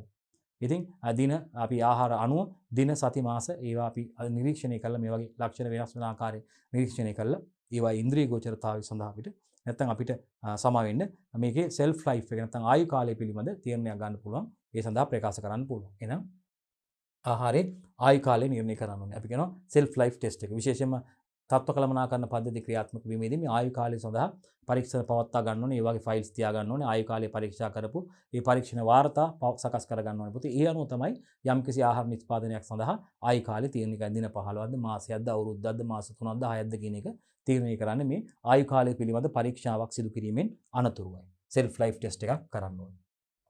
අන්න ඊට පස්සේ පුළුවන් අපිට 8 වෙනි පියවර විදිහට පැකින් ආහාරය ඇසුරුම් කරන්න පුළුවන්. ඊට පස්සේ අවසානයේ ආහාර සඳහා තත්ත්ව සහතිකකරණයකට අපිට යොමු වෙන්න පුළුවන් පුතේ. ආහාරය සඳහා තත්ත්ව සහතිකකරණ ක්‍රමවේදයකට අපිට තත්ත්ව සහතිකකරණයක් ලබා ගන්න පුළුවන්. තත්ත්ව සහතික ලබා දෙන ආයතනයක් ලවා යොමුගෙන් මේ අදාළ ක්‍රියාවලිය සඳහා ආහාර නිෂ්පාදන ක්‍රියාවලියක් හෝ නිම් භාණ්ඩයක් සඳහා අපිට තත්ත්ව සහතිකයක් ලබා ගන්න පුළුවන්. ඒ අදාළ ආයතනයේ මේ නෛතික පසුබිමක් සහිත ඒ අදාළ පිළිගත් ආයතනයක් මගින් අපිට ඒ ආයතනයේ පිරිවිතර ලබාගෙන ඒ අනුව නිෂ්පාදන කටයුතු සිදු කිරීම මගින් තත්ත්ව සහතික කර ගැනීම සිදු කරන්න පුළුවන්. අවශ්‍ය තත්ත්ව මොනවද මේ ආහාර පාරිභෝගිකයාට සෞඛ්‍ය ආරක්ෂිත වන අන්දමින් නිෂ්පාදනය කිරීම සඳහා ඒ වගේ අන්තර්ගත යුතු දේවල්, අඩංගු යුතු දේවල්, නිෂ්පාදන ක්‍රියාවලියේදී සිදු කළ යුතු කරුණු ඇතුළත් අපිට මේ ක්‍රියාවලියක් අපිට විශේෂයෙන්ම ඒ ආහාර නිෂ්පාදන වලට අදාළ ලබා ගන්න පුළුවන් තත්ත්ව සහතික නැත්නම් තත්ත්ව කළමනාකරණය පිළිබඳව කටයුතු කරන්න පුළුවන්. ආහාර සඳහා තත්ත්ව සහතිකකරණය තමයි අවසන් වශයෙන් මේකදී අපිට 9 වෙනි පියවර විදියට යොදා ගන්න තියෙන්නේ. රයිට්. අන්න බලන්න. ඊට පස්සේ 107 වෙනි ප්‍රශ්නේ තමයි නව ආහාරයක් සඳහා වෙළඳපොළ ඉල්ලුම සොයා බැලීම සඳහා අනුගමනය කළ හැකි ක්‍රමවේද. ඔබට මතකද වෙළඳපොළ ඉල්ලුම සොයා බැලීම සඳහා අපිට අනුගමනය කරන්න පුළුවන් ක්‍රියාමාර්ග ටික අපි කතා කරලා තියෙන්නේ. මේ බලන්න. සම්මුඛ සාකච්ඡාවක් පවත්වන්න පුළුවන්. ඉන්ටර්විව් එකක් කරන්න පුළුවන්. ප්‍රශ්නාවලියක් ඉදිරිපත් කරලා පිළිතුරු ලබා ගන්න පුළුවන්. පාරිභෝගිකයන්ට ප්‍රශ්නාවලියක් ඉදිරිපත් කරන්න පුළුවන් ආහාර නිෂ්පාදනය සම්බන්ධයෙන්. ප්‍රශ්නාවලියක් ඉදිරිපත් කරලා ඔවුන්ගෙන් පිළිතුරු ලබා ගන්න පුළුවන්. රයිට්? පළවෙනි පියවර තමයි සම්මුඛ සාකච්ඡාවක් ඉන්ටර්විව් එකක් පවත්වන්න පුළුවන්. නිවාස වලට ඇවිල්ලා, ගෙවල් වලට ඇවිල්ලා මේ වගේ සම්මුඛ සාකච්ඡා පවත්වන අවස්ථා තියෙනවා. පුතේ පරීක්ෂණ කරන අය මේ අපි රිසර්ච් එකක් කරන්නේ නැත්නම් සමීක්ෂණයක් කරන්නේ යම්කිසි ආහාර වර්ගයක් සම්බන්ධයෙන් ඔබේ නිවසට ඇවිල්ලා එහෙම අහලා ඇති. ඉතින් ඒ ආහාර සම්බන්ධයෙන් මේ සම්මුඛ සාකච්ඡාවක් පවත්වනවා. නිවසියන් සමග නිවසේ කාට හරි කතා කරන්න පුළුවන්ද පොඩි වෙලාවක් කියලා ඉන්ටර්විව් එකක් කරලා අහනවා. කොහොමද මේවා මිලදී ගන්නේ? කොහෙන්ද මේ ආහාර නිෂ්පාදනය? නේද? අලුත් ආහාරයක් ඉදිරිපත් කරන්න කලින් මේ දේවල් කරන්න පුළුවන්. විශේෂයෙන්ම ඉතින් එකක් මේ ඉන්ටර්විව් එකක් කරන්න පුළුවන්. පාරිභෝගිකයන් අහනවා කොයි වගේ කාලවලද විශේෂයෙන් මේ ආහාර මිලදී ගන්න? කොච්චර ප්‍රමාණයක් මිලදී ගන්න ඕනේ? ගෙදර කී දෙනෙක් ඒ වගේ මේ ගන්නවද යනවද? කොහොම මිල කොහොම ගැන කොහොමගේ මිලක්ද මේක කියන එක සම්බන්ධයෙන් මේ විශේෂයෙන්ම අහනවා පුතේ. ඉතින් ඇවිල්ලා ඉන්ටර්විව් එකක් සම්මුඛ සාකච්ඡාවක් කරන්න පුළුවන් පුතේ. මේකෙදි. ඒ වගේම ප්‍රශ්නාවලියක් ඉදිරිපත් කරලා පිළිතුරු ලබා ගන්න පුළුවන් මේකෙදි. කැමැත්ත අකමැත්ත ප්‍රකාශ කරනවා කැමතිද නැද්ද කියන එක ප්‍රශ්නාවලියක් ඒවට සමහරවට ලකුණු කොච්චරක් දෙනවා මේ මෙහෙම නම් කියලා. මෙහෙම මේ වගේ தත්ත්වය ගැන හොඳයි, ඉතා හොඳයි. ඉතින් මේ වගේ මේ ප්‍රශ්නාවලියක් ඉදිරිපත් කරලා පිළිතුරු ලබා ගන්න පුළුවන් මේ වර්ණය සම්බන්ධයෙන්, රසය සම්බන්ධයෙන්. ඉතින් කොහොමද ඒක ප්‍රශ්නාවලියක් ඉදිරිපත් කරලා මේකේ වයනය ගැන, ඒ වගේ පැහැය ගැන, වර්ණය ගැන මේ කැමැත්ත ප්‍රකාශ කරන දේවල් ප්‍රශ්නාවලියක් අහලා පිළිතුරු ලබා ගන්න පුළුවන් මේ ආහාර නිෂ්පාදනයේ පිළිබඳ වෙළඳපොළ එල්ලුම පිළිබඳව. ප්‍රශ්නාවලියක් සමග නොමිලේ නියද ඉදිරිපත් කරන්න පුළුවන්.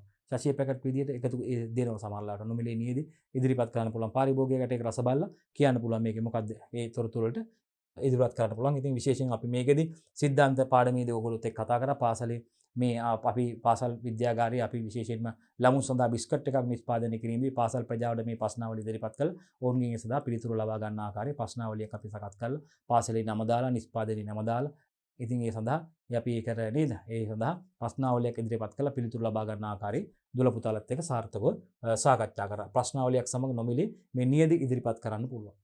හරි. තුන්වෙනි අවස්ථාව. හතරවෙනි අවස්ථාව. මේ දැනුවත් කිරීම සඳහා විවිධ මාධ්‍ය භාවිතයෙන් పూర్ව වෙළඳ ප්‍රචාරණ කටයුතු සිදු කරන්න පුළුවන්. මුද්‍රිත මාධ්‍ය හරහා පුවත්පත් හරහා කරන්න පුළුවන් පුතේ. ඒ වගේම ඔය අලුත් නිෂ්පාදනයක් එන්න කලින් පාරේ පෝස්ටර් පවා ගහනවා ජනතාවට බලා ගන්න. පොල් කිරි නිෂ්පාදනයක් එන්න කලින් සේරයනවා කියලා ඔබට මතක ඇති ලංකාවේ හැමතැනම පෝස්ටර් ගැහුවා. పూర్ව ප්‍රචාරණ කටයුතු කරන්න පුළුවන් පුතේ. ඒ වගේම බිස්කට් වර්ගයක් සඳහා රූපවාහිනියේ විවිධ ඇඩ්ස් ඒ කියන්නේ ඇඩ් දානවා. දීර්ඝ කාලයක් දානවා මේ අලුත් බිස්කට් එකක් ගේනවා. අලුත් බිස්කට් නිෂ්පාදනයක් එන්න කලින් ඒ සම්බන්ධ අර పూర్ව ප්‍රචාරණ කටයුතු කරනවා පුතේ. හරි එහෙමත් බලන පාරිභෝගිකයන්ගේ මේ වෙළඳපොළ අවස්ථාවන් පිළිබඳව ඒ සඳහා పూర్ව ප්‍රචාරණ ක්‍රම භාවිතා කරලා නිෂ්පාදනය ඉදිරිපත් කරන කලින් ඒවායේ කටයුතු සිදු කරනවා. කියන්නේ දැනුවත් කිරීම සඳහා විවිධ මාධ්‍ය භාවිතා කරලා పూర్ව ප්‍රචාරණ මුද්‍රිත මාධ්‍ය රූපවාහිනී ගුවන් විදුලි පුවත්පත් මගින් භාවිතා කරලා ප්‍රචාරණ කටයුතු කරනවා, පූර්ව ප්‍රචාරණ කටයුතු කරනවා නිෂ්පාදනයේ වෙළඳ පොළ ඉදිරිපත් කරන කලින්. හරි. පස්වෙනි එක. දැනට ජනප්‍රිය මට්ටමේ වෙළඳ පොලේ පවතින නිෂ්පාදනයක ගුණාංග පරීක්ෂා කරලා බලන්න. අන්න ඒකත් ඉතාමත්ම වැදගත් වෙනවා. දැන්ට අපි මේ නිෂ්පාදනය ඉදිරිපත් කරන්නේ අපි නිෂ්පාදනයට හා සමාන දැනට ඉතාම ජනප්‍රියත්වයේ තියෙන වෙළඳ පොලේ තියෙන මේ නිෂ්පාදනයක අපිට වෙළඳ පොලේ පවතින දැනට ඉතාම ජනප්‍රිය මට්ටමේ වෙළඳ පොලේ පවතින නිෂ්පාදනයක ගුණාංග පරීක්ෂා කරලා බලනවා. රසය, ඇසුරුම් කරලා තියෙන ආකාරය, පැහැය, ඒකේ ටෙක්ස්ට් එක නැත්නම් වයනේ මේ ගුණාත්මක ලක්ෂණ පරීක්ෂා කරලා බලන්න පුළුවන්. ඉතින් ඒ අනුව අපිට අපේ නිෂ්පාදනය සකස් කර ගැනීමට කටයුතු කරන්න පුළුවන්. ඊට වඩා ඉහළ මට්ටමකට උනත් නිෂ්පාදනය සකස් කර ගැනීම සඳහා කටයුතු සැලසුම් කරන්න හැකියාව තියෙනවා මේ ආකාරයට. හොඳයි දරුවනේ. රයිට්. එහෙනම් අපි 107 වෙනි ප්‍රශ්නේ කතා කරේ අලුත් ආහාරයක් සඳහා වෙළඳ පොළ ඉල්ලුම සොයා බැලීම සඳහා අපිට අනුගමනය කරන්න පුළුවන් ක්‍රමවේදයි පුතේ මේ කතා කරේ. රයිට්. අපි 108 වෙනි ප්‍රශ්නෙට යනවා පුතේ. වෙළඳ පොළ ඉල්ලුම සොයා බැලීම සඳහා ප්‍රශ්නාවලියක් භාවිතා කිරීමේදී අනුගමනය කළ යුතු පියවර සඳහන් කරන්න කියන. ඔබට මතක ඇති ප්‍රශ්නාවලියක් ඉදිරිපත් කිරීමේදී විද්‍යාත්මක ප්‍රශ්නාවලිය සකස් කරන්න ඕනේ පුතේ. නේද පුතේ? පාසල් ප්‍රජාවට මේ ප්‍රශ්නාවලිය ඉදිරිපත් කරන්න ඕනේ. ගුරුවරයාට මේක ඉදිරිපත් කරන්න පාසලේ අපි මේක කරනවා. නේද පුතේ? හරි. අපි බලමු එතකොට කොහොමද මේ වෙළඳ පොළ ඉල්ලුම සොයා බැලීම සඳහා ප්‍රශ්නාවලිය දැන් අපි පාසලේදී මේක මතකද ප්‍රශ්නාවලිය සකස් කරද්දී නව ආහාරයක් සඳහා වෙළඳ පොළ ඉල්ලුම සොයා බැලීම සඳහා ප්‍රශ්නාවලියක් භාවිතා කිරීමේදී මේ විද්‍යාත්මකව මේ ප්‍රශ්නාවලිය සකස් කිරීම සිදු කරන්න ඕනේ. විශේෂයෙන්ම අපි ඒක කියලා තිබ්බා. මේ බලන්න. විද්‍යානුකූලව ප්‍රශ්නාවලිය සකස් කරන්න ඕනේ. ඒ තෝරාගත්ත නියැදි අපි ගුරුවරයාට ඉදිරිපත් කරන්න. දත්ත විද්‍යාත්මකව විශ්ලේෂණය කරන්න ඕනේ. වාර්තා සකස් කරන්න ඕනේ. ඒ යනවා. රයිට්. එහෙනම් අපෙන් අහන්නේ පුතේ ප්‍රශ්නාංක 108න් අපෙන් අහන්නේ වෙළඳ පොළ ඉල්ලුම සොයා බැලීම සඳහා ප්‍රශ්නාවලියක් භාවිතා කිරීමේදී අනුගමනය කළ යුතු පියවරයි සඳහන් කරන්න කියන්නේ. එකක් තමයි පුතේ අපි මේ ප්‍රශ්නාවලියක් සකස් කිරීමේදී මුලින්ම මේ ප්‍රශ්නාවලිය විද්‍යානුකූල ප්‍රශ්නාවලියක් සකසන්න ඕනේ. විද්‍යානුකූල ප්‍රශ්නාවලියක් වෙන්න ඕනේ. ආවට ගියට නිකන් එහෙම ප්‍රශ්නයක් නෙවෙයි මේ අනුව නිෂ්පාදන කටයුතු සිදු කර ගන්න පුළුවන් ආකාරය බලන්න. වෙනස් වෙන්න ඕනේ දේවල් මේ නිෂ්පාදනය තුළ තිබිය යුතු ගුණාංග. ඒකයි අපි කියන්නේ විද්‍යාත්මක ප්‍රශ්නාවලියකුයි මෙතන සකස් වෙන්න ඕනේ. රයිට්. විද්‍යානුකූලව ප්‍රශ්නාවලිය සකස් කරන්න ඕනේ. ඊට පස්සේ තෝරාගත් නේදි ගුරුවරයා වෙත ඉදිරිපත් කරන්න පුළුවන් පුතේ අපිට. රයිට්. තෝරාගත් නේදි පාසලේදී මේ නිෂ්පාදනයේ බිස්කට් එකක් නම් අපි සිදු කරන්නේ පොඩ්ඩක් ළමුන් සඳහා මේ තෝරාගත් නේදි අපි ගුරුවරයාට ඉදිරිපත් කරන්න පුළුවන්. ඊට පස්සේ දත්ත විද්‍යාත්මකව විශ්ලේෂණය කරන්න පුළුවන්. මේ ලබාගත් තොරතුරු ප්‍රශ්නාවලියට ඉදිරිපත් කරලා ලබාගත් පිළිතුරු අපිට විද්‍යාත්මකව විශ්ලේෂණය කරන්න පුළුවන් පුතේ. හරි. විද්‍යාත්මකව මේවා විශ්ලේෂණය කිරීමෙන් අනතුරු අපිට වාර්තාවක් සකස් කරන්න පුළුවන්. මේ අනුව තමයි නිෂ්පාදනය සකස් කරගත යුත්තේ කියන එක සම්බන්ධයෙන් අවසානයේදී අපිට වාර්තාවක් සකස් කරන්න පුළුවන්. රිපෝට් එකක් සකස් කරන්න ඕනේ. ඒ දත්ත විශ්ලේෂණයට අනුව මේ නිෂ්පාදනය සිදු කළ යුතු ආකාරය සම්බන්ධයෙන් අපිට මේකෙදී වාර්තාවක් සකස් කරලා ඒ අනුව අපේ අවසන් නිෂ්පාදනය සකස් කර ගැනීම සිදු කරන්න පුළුවන්. හරි. අපි යනවා 109 වෙනි ප්‍රශ්නෙට. වෙළඳ පොලේ හඳුනාගත් අවස්ථා සඳහා ආහාර නිෂ්පාදනයේදී අවශ්‍ය අමුද්‍රව්‍ය තෝරා ගැනීමේදී සැලකියනවත් යුතු කාරණා. අන්න ඒකත් විශේෂයෙන් වැදගත්. වෙළඳ පොලේ අපි හඳුනාගත් අවස්ථාවන් සඳහා යම්කිසි නිෂ්පාදන අවස්ථාවක් සඳහා වෙළඳ පොළ අවස්ථාවක් සඳහා ආහාර නිෂ්පාදනයේදී අපි අවශ්‍ය අමුද්‍රව්‍ය තෝරා ගන්න වැදගත් වෙනවා පුතේ. මේ අවශ්‍ය අමුද්‍රව්‍ය තෝරා ගැනීමේදී සැලකිලිමත් යුතු කාරණා. අන්න ඔබට මතක ඇති. පහසුවෙන් සපේ ගන්න පුළුවන් වෙන්න ඕනේ මේ අමුද්‍රව්‍ය පුතේ. ඉසිරු සප්ලයි ලේසි නැත්නම් දැන් අපි මේක දැන් අපි අනුරාධපුරයේ මේ නිෂ්පාදනය කරනවා නම් අපි මේක ගාල්ල මාතර ගිහිල්ලා ඊටත් වඩා දුරින් ගන්න ඕනේ. හරි අමාරුයි. එහෙම බෑ. මේක සප්ලයි කරගන්න පුළුවන් වෙන්නේ සපේම් කරුවන් හරහා අමුද්‍රව්‍ය ලේසියෙන් කෙටි කාලයක් තුළ ඉක්මනින් ඉමීඩියට්ලි ගෙන්න ගන්න පුළුවන් වෙන්න ඕනේ පුතේ. ඒ වගේම මේ සුලභ වෙන්න ඕනේ අමුද්‍රව්‍ය. නෙව කොහෙවත් නැති අමුද්‍රව්‍ය පිට රටකිනුත් ගෙනල්ලා ආයේ නැව් මගින් ගෙනල්ලා ආයේ මෙහෙට ගෙනල්ලා ඒ වගේ නේද? තව රටකින් තව රටකට ගෙනල්ලා ඉතින් බොහොම අපහසුවෙන් ගන්න පුළුවන් දෙයක් නෙවෙයි. පහසුවෙන් සපේ ගන්න පුළුවන් වෙන්න ඕනේ. easy to supply, easy to use පාවිච්චි කරන්න පුළුවන් වෙනවා. දැන් බේකරි ආශ්‍රිත නිෂ්පාදන සඳහා රස කැවිලි කර්මාන්ත ආශ්‍රිත නිෂ්පාදන සඳහා මේ පාන් පිටි බොහොම පහසුවෙන් භාවිතා කරන්න පුළුවන්. easy to use. ඒ වගේම මිල අඩු වෙන්න ඕනේ. මිල අඩු ලාභ අමුද්‍රව්‍ය යොදාගෙන තමයි අලුත් නිෂ්පාදන ගුණාත්මක නිෂ්පාදනය සිදු කරන්නේ. අමුද්‍රව්‍ය තෝරගද්දී. රයිට්. හරි. ඒ වගේම මේ සෞඛ්‍යයට හානිකර නොවන සෞඛ්‍යයට තරජනයක් නොවන අමුද්‍රව්‍ය වෙන්න ඕනේ ආහාර නිෂ්පාදනයේදී තෝරගන්න විශේෂයෙන්. ඒකත් මතක් කරන්න ඕනේ. පහසුවෙන් සපේ ගන්න පුළුවන් වෙන්න ඕනේ. පාවිච්චි කරන්න පහසු වෙන easy to use වෙන්න ඕනේ පුතේ. මිල ගැන සැලකිනවත් වෙන අඩු මිලක් වෙන්න ඕනේ පුතේ. රයිට්. සුලභ ද්‍රව්‍යයක් වෙන්න ඕනේ. හරි. අපි බලමු මොනවද මේ වෙළඳ පොළේ හඳුනාගත් අවස්ථා සඳහා opportunities සඳහා අපි යම් ආහාර නිෂ්පාදනයක් සිදු කරද්දී ඒ සඳහා අවශ්‍ය අමුද්‍රව්‍ය තෝරා ගැනීමේදී මොනවද අපි සැලකිලිමත් වෙන්න ඕන කියන කරුණු සම්බන්ධයෙන් පුතේ කතා කරේ. අපි බලමු පිළිතුරු දෙයන්න.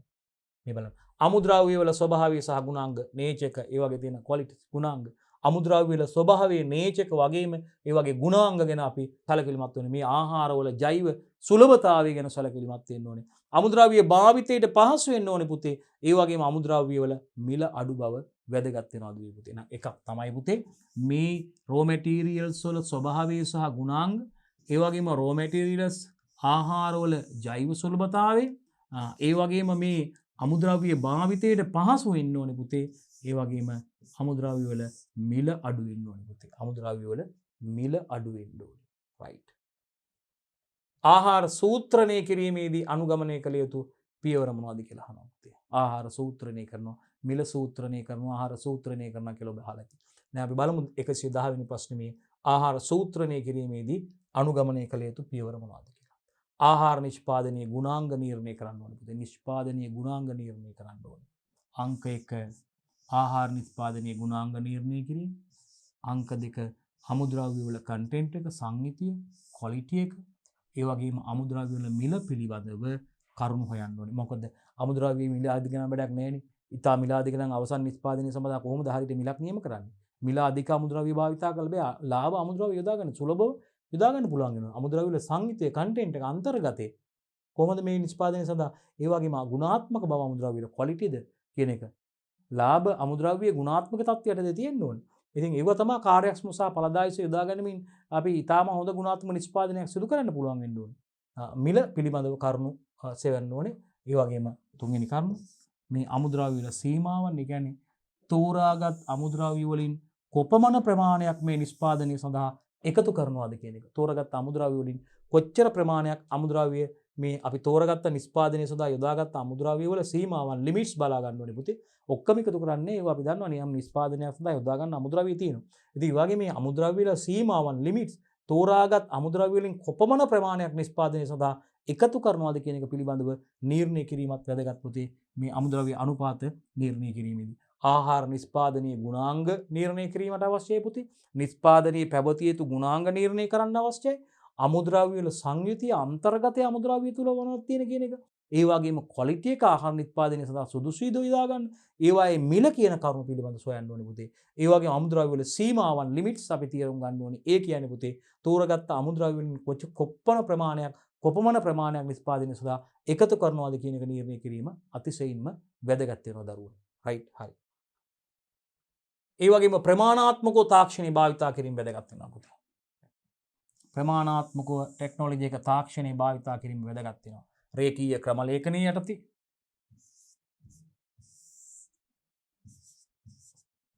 පරීක්ෂණාත්මක සැලසුම් කරණි ඒ වගේම මිශ්‍ර සැලසුම් කරණි ආදී මේකෙදි වැදගත් වෙනවා. ප්‍රමාණාත්මක තාක්ෂණය භාවිතා කිරීම.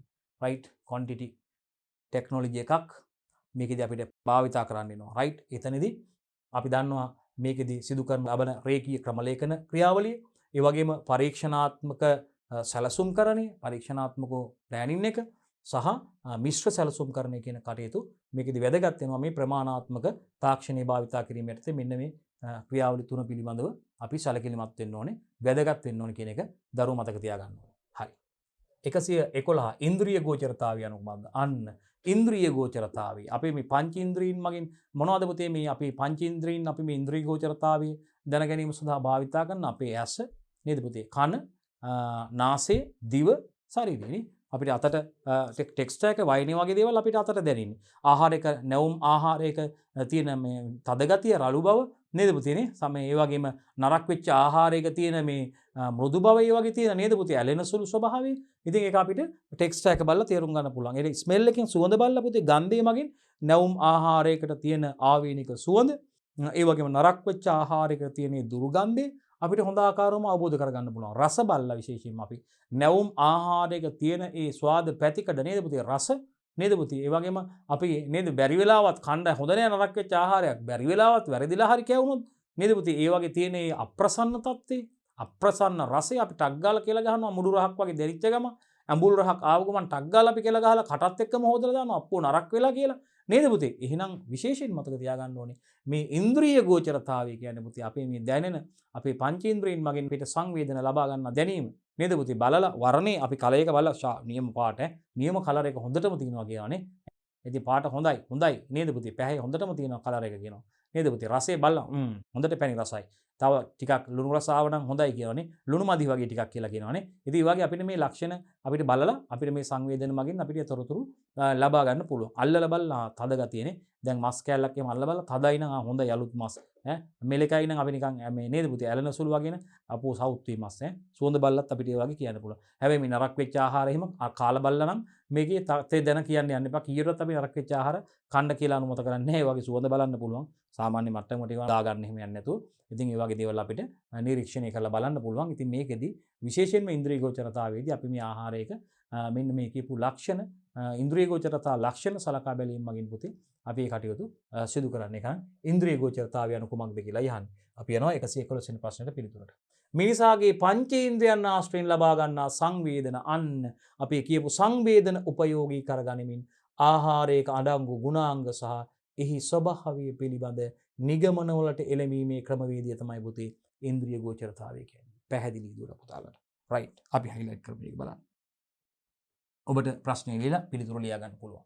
එහෙනම් කොහාටද මිනිසාගේ පංචේන්ද්‍රයන් ආශ්‍රයෙන් ලබා ගන්නා සංවේදන දැනීම මගින් ඒවා උපයෝගී කරගනිමින් පුතේ කාගේද ආහාරයේ කඩංගු ගුණාංග මොකද්ද මොනවද ආහාරයේ කඩංගු මේ ගුණාංග ආහාරයක රසය වර්ණය සුවඳ වයනය කියන දේවල් නේද පුතේ මේ ගුණාංග සහ එහි ස්වභාවය පිළිබඳ ආන්න නිගමන වලට එළඹීමේ ක්‍රමවේදය තමයි පුතේ ඉන්ද්‍රිය ගෝචරතාවය කියලා කියන්නේ. පැහැදිලි නම් දුර පුතාලට. රයිට්. මිනිසාගේ පංචේන්ද්‍රයන් ආශ්‍රයෙන් ලබා ගන්නා සංවේදන උපයෝගී කරගනිමින් ආහාරයක අඩංගු ගුණාංග සහ එහි ස්වභාවයේ නේචයක පිළිබඳව අපි නිගමන වලට එළඹීමේ ක්‍රමවේදය තමයි පුතේ ඉන්ද්‍රිය ගෝචරතාවය කියලා කියන්නේ. රයිට්. හරි. පැහැදිලිනේ? හොඳයි. ඉන්ද්‍රිය ගෝචරතාවය මැනීමට උපකාර කරගන්නා ඉන්ද්‍රියන් මොනවද කියලා අහනවා පුතේ. ඉතින් අපි අර විශේෂයෙන් මේකෙදි මොනවද මේ මැනගන්නේ? මේ පුතේ සුවඳ, නාසය මගින් සුවඳ නේද පුතේ? දිව මගින් රසය, අපි අල්ලලා බලලා ශරීරය අල්ලලා බලලා නේ පුතේ ස්පර්ශය මගින් අපි ඒකේ වයනය, පුතේ පැහැය, අපි මේ වගේ දේවල් නිරීක්ෂණය කරනවා පුතේ. රයිට් බලමු. මොනවද අපි කරන්නේ? පෙනුම, ඇස මගින් පෙනුම නේද පුතේ?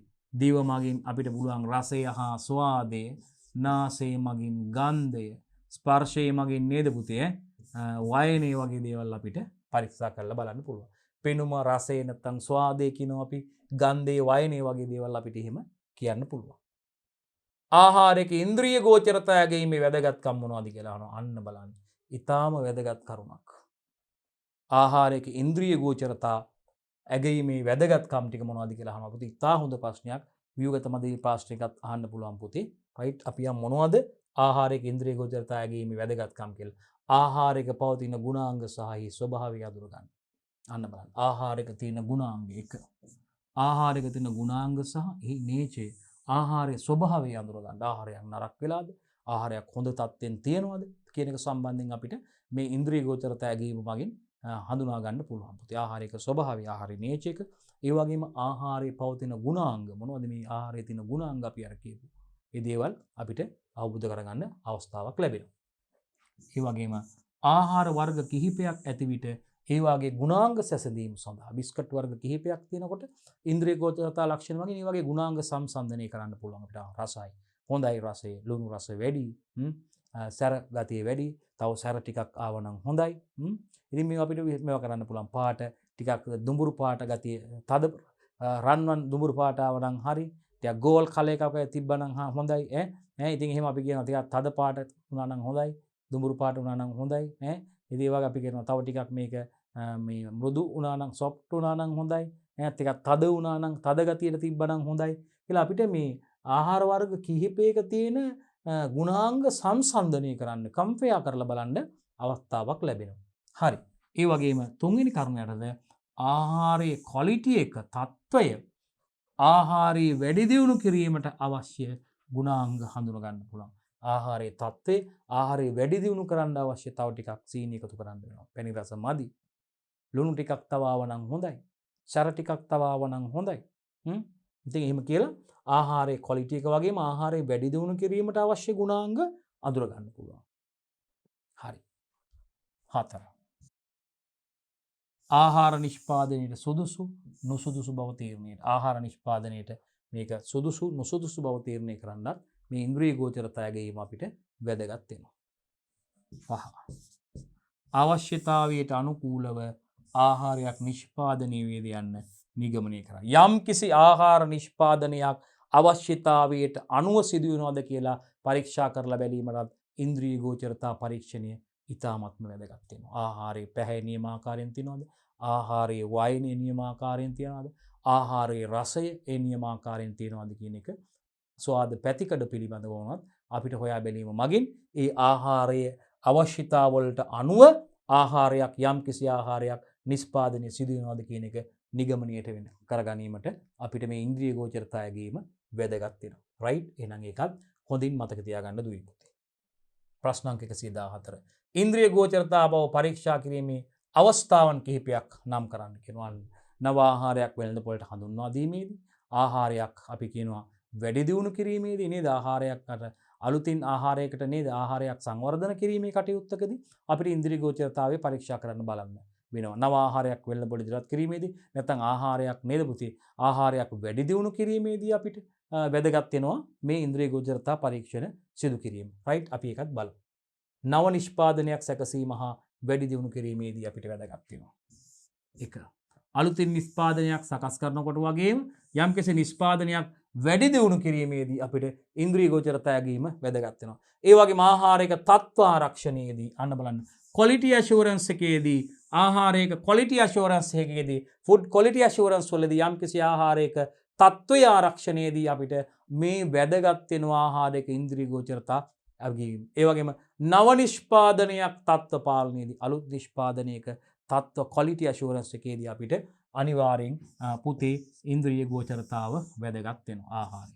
ඒ වගේම ගබඩා කිරීමේ කාලය නිර්ණය කිරීමේදී අන්න බලන්න ස්ටෝරේජ් ටයිම් එක ආහාර කොච්චර කල් ගබඩා කරලා තියන්න පුළුවන්ද කියන එක ඒ ප්‍රශස්ත තත්ත්වයට ඒ ගබඩා කරලා තැබීමේ කාලය නිර්ණය කිරීමේදීත් අපිට මේ ඉන්ද්‍රිය ගෝචරතා ලක්ෂණ සලකා බැලීම වැදගත් වෙනවා. අවසන් වශයෙන් නිෂ්පාදන ක්‍රියාවලිය වැඩි දියුණු කිරීමේදී.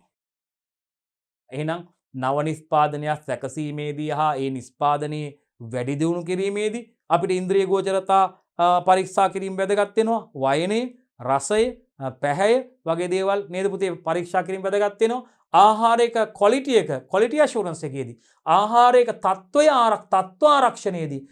ආරක්ෂණයේදී අපිට ඉන්ද්‍රිය ගෝචරතාවය වැදගත් වෙනවා. ඒ වගේම නව නිෂ්පාදනයක තත්ත්ව පාලනයේදී වැදගත් වෙන අලුත් නිෂ්පාදනයක ක්වොලිටි එක කන්ට්‍රෝල් කරනකොට අපිට ඒකට අනිවාර්යයෙන්ම මේක ඉන්ද්‍රිය ගෝචරතා ලක්ෂණ කියපු දේවල් පරීක්ෂා කිරීම සොයා බැලීම වැදගත් වෙනවා. ගබඩා කරලා තියෙන කාලය නිර්ණය කිරීමේදී මේ වගේ මේ තත්ත්ව පවත්වා ගන්න පුළුවන් කාලය ගබඩා කරලා මේවා නොවෙනස්ව පවත්වා ගන්න පුළුවන් කාලය තීරණය කිරීමේදී අපිට ඉන්ද්‍රිය ගෝචරතාව වැදගත් වෙනවා. ඒ වගේම නිෂ්පාදන ක්‍රියාවලිය මේක අපි වැඩි දියුණු කරනකොටත් අපිට මොනවද වෙනස් කරන්න ඕන ලක්ෂණ මේ වගේ තත්ත්වය කියන එක අපිට ඒකෙදිත් ක්‍රියාවලිය වැඩි දියුණු කිරීමේදීත් ඉන්ද්‍රිය ගෝචරතාවයේ සලකා බැලීම ඉතාමත්ම වැදගත් වෙනවා දරුවනි. පැහැදිලි දුවල පුතාලට. හරි. 115. ආහාර නිෂ්පාදන ආයතනයන්හි ඉන්ද්‍රිය ගෝචරතාවයේ ඇගීම සඳහා පුහුණු කරන ලද කණ්ඩායමක් තෝරා ගැනීමේදී අවධානයට ලක් කළ යුතු කරුණු මොනවද කියලා අන්න බලන්නකො. කණ්ඩායමක් තෝරා ගැනීමේදී එහෙනම් මේ සඳහා පුහුණු කරන ලද කණ්ඩායමක් ඕනේ. විශේෂයෙන් මේක හොඳ සංවේදනයක් සහිත පුද්ගලයන් වෙන්න ඕනේ පුතේ. වැඩි වයස අපිට දන්නවා සාමාන්‍යයෙන් මේකෙදි වයසට යාමත් එක්කත් මේ සංවේදන නැති වෙලා යනවා. රෝගී පුද්ගලයන් මේ සඳහා තෝරගන්නේ නිරෝගී අය වෙන්න. ඔයගොල්ලෝ මේ බුලත් පිට කෑම මත්ද්‍රව්‍ය දුම්ම පානීය වගේ ඇබ්බැහි වීම වලට ඇබ්බැහි වූ කට්ටිය විවිධ මේ පුරුදු වලට ඇබ්බැහි වෙච්ච අය මේ සඳහා යොදා ගන්නෑ පුතේ.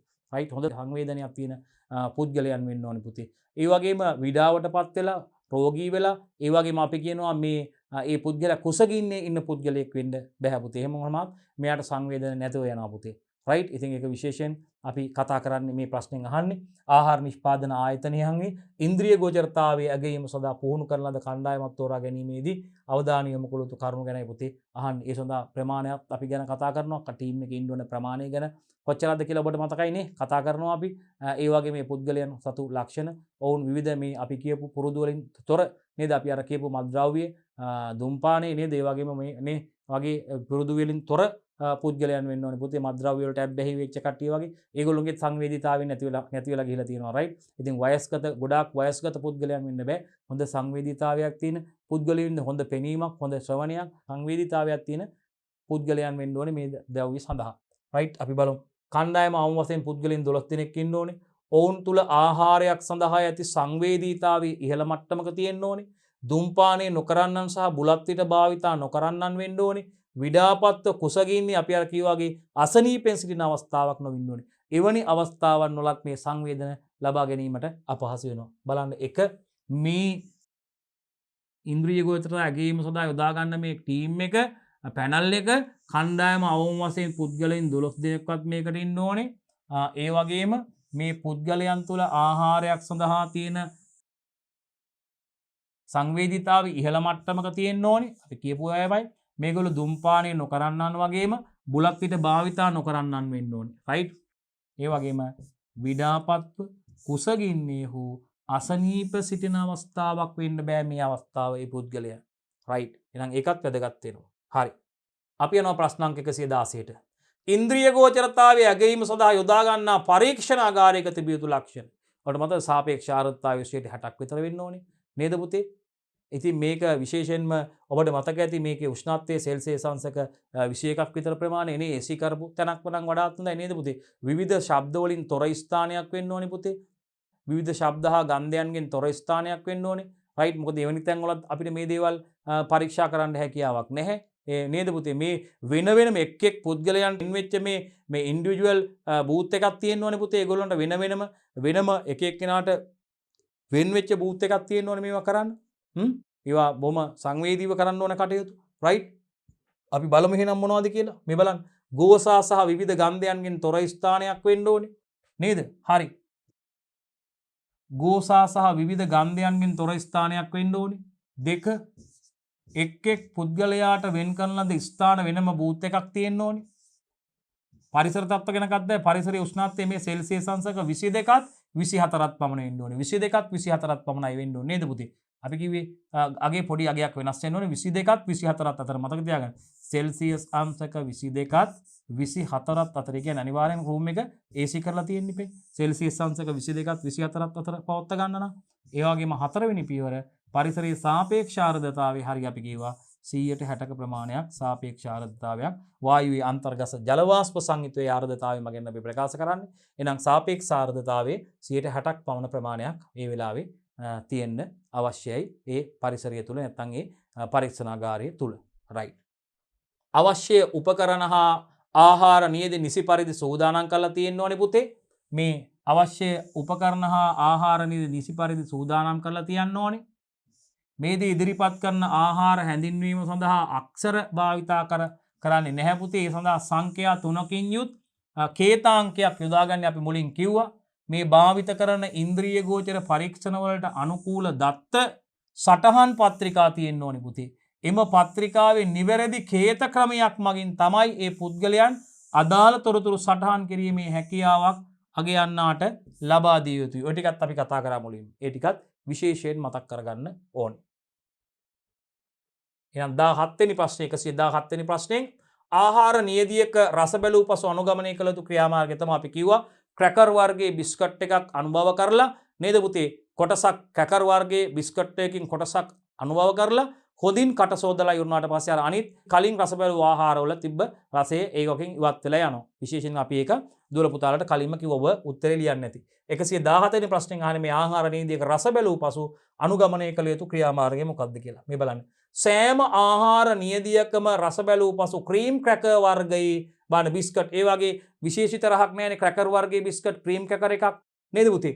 සෑම ආහාරයක් නියදයක්ම රස බැලූ පසු අනිත් අර රස එකතු කරපු විවිධ රසයන් තියෙන බිස්කට් තියෙන චොකලට් රසයෙන් වැනිලා රසයෙන් නේද පුතේ ස්ට්‍රෝබෙරි රසයෙන් නේද දෙහි රසයෙන් විවිධ රසයෙන් තියෙනවානේ මේ ක්‍රැකර් වර්ගයේ බිස්කට් වලට ඊට ආවේනික රසයක් තියෙන විවිධ වෙනත් රසයකින් නැහැ ක්‍රීම් ක්‍රැකර් වර්ගයේ බිස්කට් එකක්. එහෙනම් සෑම ආහාර නියදයකම රස බැලූ පසු පුතේ ක්‍රීම් ක්‍රැකර් වර්ගයේ බිස්කට් කොටසක් අනුභව කොට ඉතා හොඳින් කට හෝදා හැරිය යුතුයි.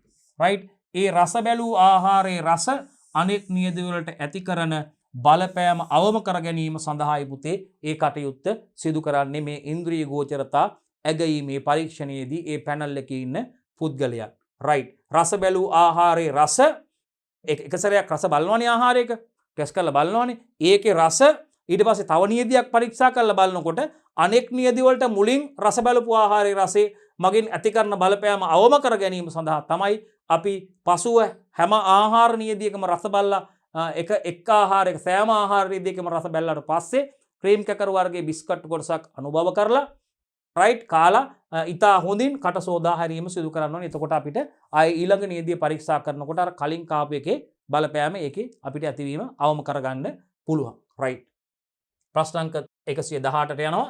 නව ආහාරයක ඉන්ද්‍රිය ගෝචරතාවේ ඇගීම සඳහා භාවිතා කරනු ලබන පරීක්ෂණ මොනවාදයි කෙටියෙන් සඳහන් කරන්න. ඔබට මතකද අපි කිව්වා දුවේ පුතේ ඔබට අපි කිව්වා හෙඩොනික් ආකාරයේ පරීක්ෂණ, යුග්ම සංසන්දනාත්මක පරීක්ෂණ පුතේ අර පාරිභෝගිකයාගේ කැමැත්ත අකමැත්ත ප්‍රකාශ කරන පරීක්ෂණ අර හොඳට වැඩි නේද පුතේ? හොඳයි නම් බොහෝම හොඳට hina වෙලා ඉන්නෝ නේද? ටිකක් සාමාන්‍යයෙන් මේ ඉතා හොඳයි නම් නේද? හොඳයි හොඳටම හොඳයි ඉතා හොඳයි නම් හොඳට hina වෙලා ඉන්නවා. දැන් හොඳයි නම් සාමාන්‍ය විදිහට hina වෙලා ඉන්නවා. නිකන් එච්චරම මේකක් නෑ මධ්‍යස්ථයි නම් නිකන් ඉන්නවා සාමාන්‍යයෙන්. හොඳ නැත්තම් ටිකක් අර හොඳ නැති ගතිය පෙන්නවා කට මූණ නිකන් මේවා කරලා. හොඳම නැත්තම් හෙනම අවුලෙන් ඉන්නේ කට නිකන් ඇද වෙලා ගිහිල්ලා හෙනම අවුලෙන් ඉන්නේ. නේද? අර කැමැත්ත අකමැත්ත ප්‍රකාශ කරන තියෙනවා අපි කියනවා නේද? හෙඩොනික් ආකාරයේ පරීක්ෂණ. ඒ වගේම අපි තියෙනවා නේද පුතේ මේ යුග්ම සංසන්දනාත්මක පරීක්ෂණ තියෙනවා නේද පුතේ පාරිභෝගිකයාගේ. රයිට්? අපි බලමු එහෙනම් මොනවද මේ නව ආහාරයක ඉන්ද්‍රිය ගෝචරතා ඇගීම සඳහා භාවිතා කරනු ලබන පරීක්ෂණ මොනවාදයි කෙටියෙන් සඳහන් කරන්න කියනවා. අන්න බලන්න. එකක් අපි කියපු එක මෙන්න පළවෙනි පරීක්ෂණය දුවේ පුතේ හෙඩොනික් වර්ගයේ පරීක්ෂණය. මොකද්ද මේ හෙඩොනික් වර්ගයේ පරීක්ෂණයක් කියලා කියන්නේ? එහෙනම් බලන්න මෙහිදී ආහාර ද්‍රව්‍ය සඳහා කාගේද පාරිභෝගිකයා තුළ ඇති කැමැත්ත අකමැත්ත තීරණය කරනවා. අර පොඩි ළමයි කැමැති අවස්ථාවක බොහෝම hina වෙලා ඉන්නවා. නේද? සාමාන්‍ය විදියට ඉන්නවා. ඊට පස්සේ මොකක්වත් hina වෙන්නේ නැතුව ඉන්නවා. නේද? ඊට පස්සේ අර බුම්මගෙන වගේ තරහ ගිහිල්ලා වගේ ඉන්නවා. නේද? හොද්දටම තරහ ගිහිල්ලා වගේ කට ඇඹුල් වෙලා අඬන්න ඕනේ මෙන්න වගේ ඉන්නේ. කුඩා ළමයිගේ අපි අර විස්තර ඒ වගේ මේ යම්කිසි ආහාර නිෂ්පාදනයක් සඳහා අපිට පුළුවන් මේ හෙඩොනික් වර්ගයේ පරීක්ෂණයකදී ආහාර ද්‍රව්‍ය සඳහා මේ පාරිභෝගිකයා තුළ තියෙන කැමැත්ත අකමැත්ත තීරණය. සමහර වෙලාවල අද මේව හදන්නම් කියද්දි එළවලු ජාති අපෝ කියලානේ අපි අකමැති දැන් අපි දැන් පරිප්පු වලට කැමති ළමයි පරිප්පු නම් හොඳයි කියලානේ. අද මොනවද තියෙන්නේ? චිකන් තියෙනවද? කණ්ඩත් කැමති ළමයි ඉන්නවා. මේ විවිධ ආහාර වර්ග තියෙන සමහර එළවලු පලා වර්ග කන්න කැමති ළමයි ඉන්නවනේ. අපෝ තියෙනවා මං කන්නේ මට එපා කියලා. සමහර එළවලු පලා වර්ගයක් තියෙනවා සමහරව ඉතාම කැමතියි. ඉතින් ඒ විදිහට මේ ආහාර සඳහා මේ විවිධ ආහාර වර්ග සඳහා ආහාර නිෂ්පාදන සඳහා මේ පාරිභෝගිකයාගේ කැමැත්ත අකමැත්ත පළ කිරීම පුතේ තීරණය කරනවා මේ හෙඩොනික් වර්ගයේ පරීක්ෂණ මගින්.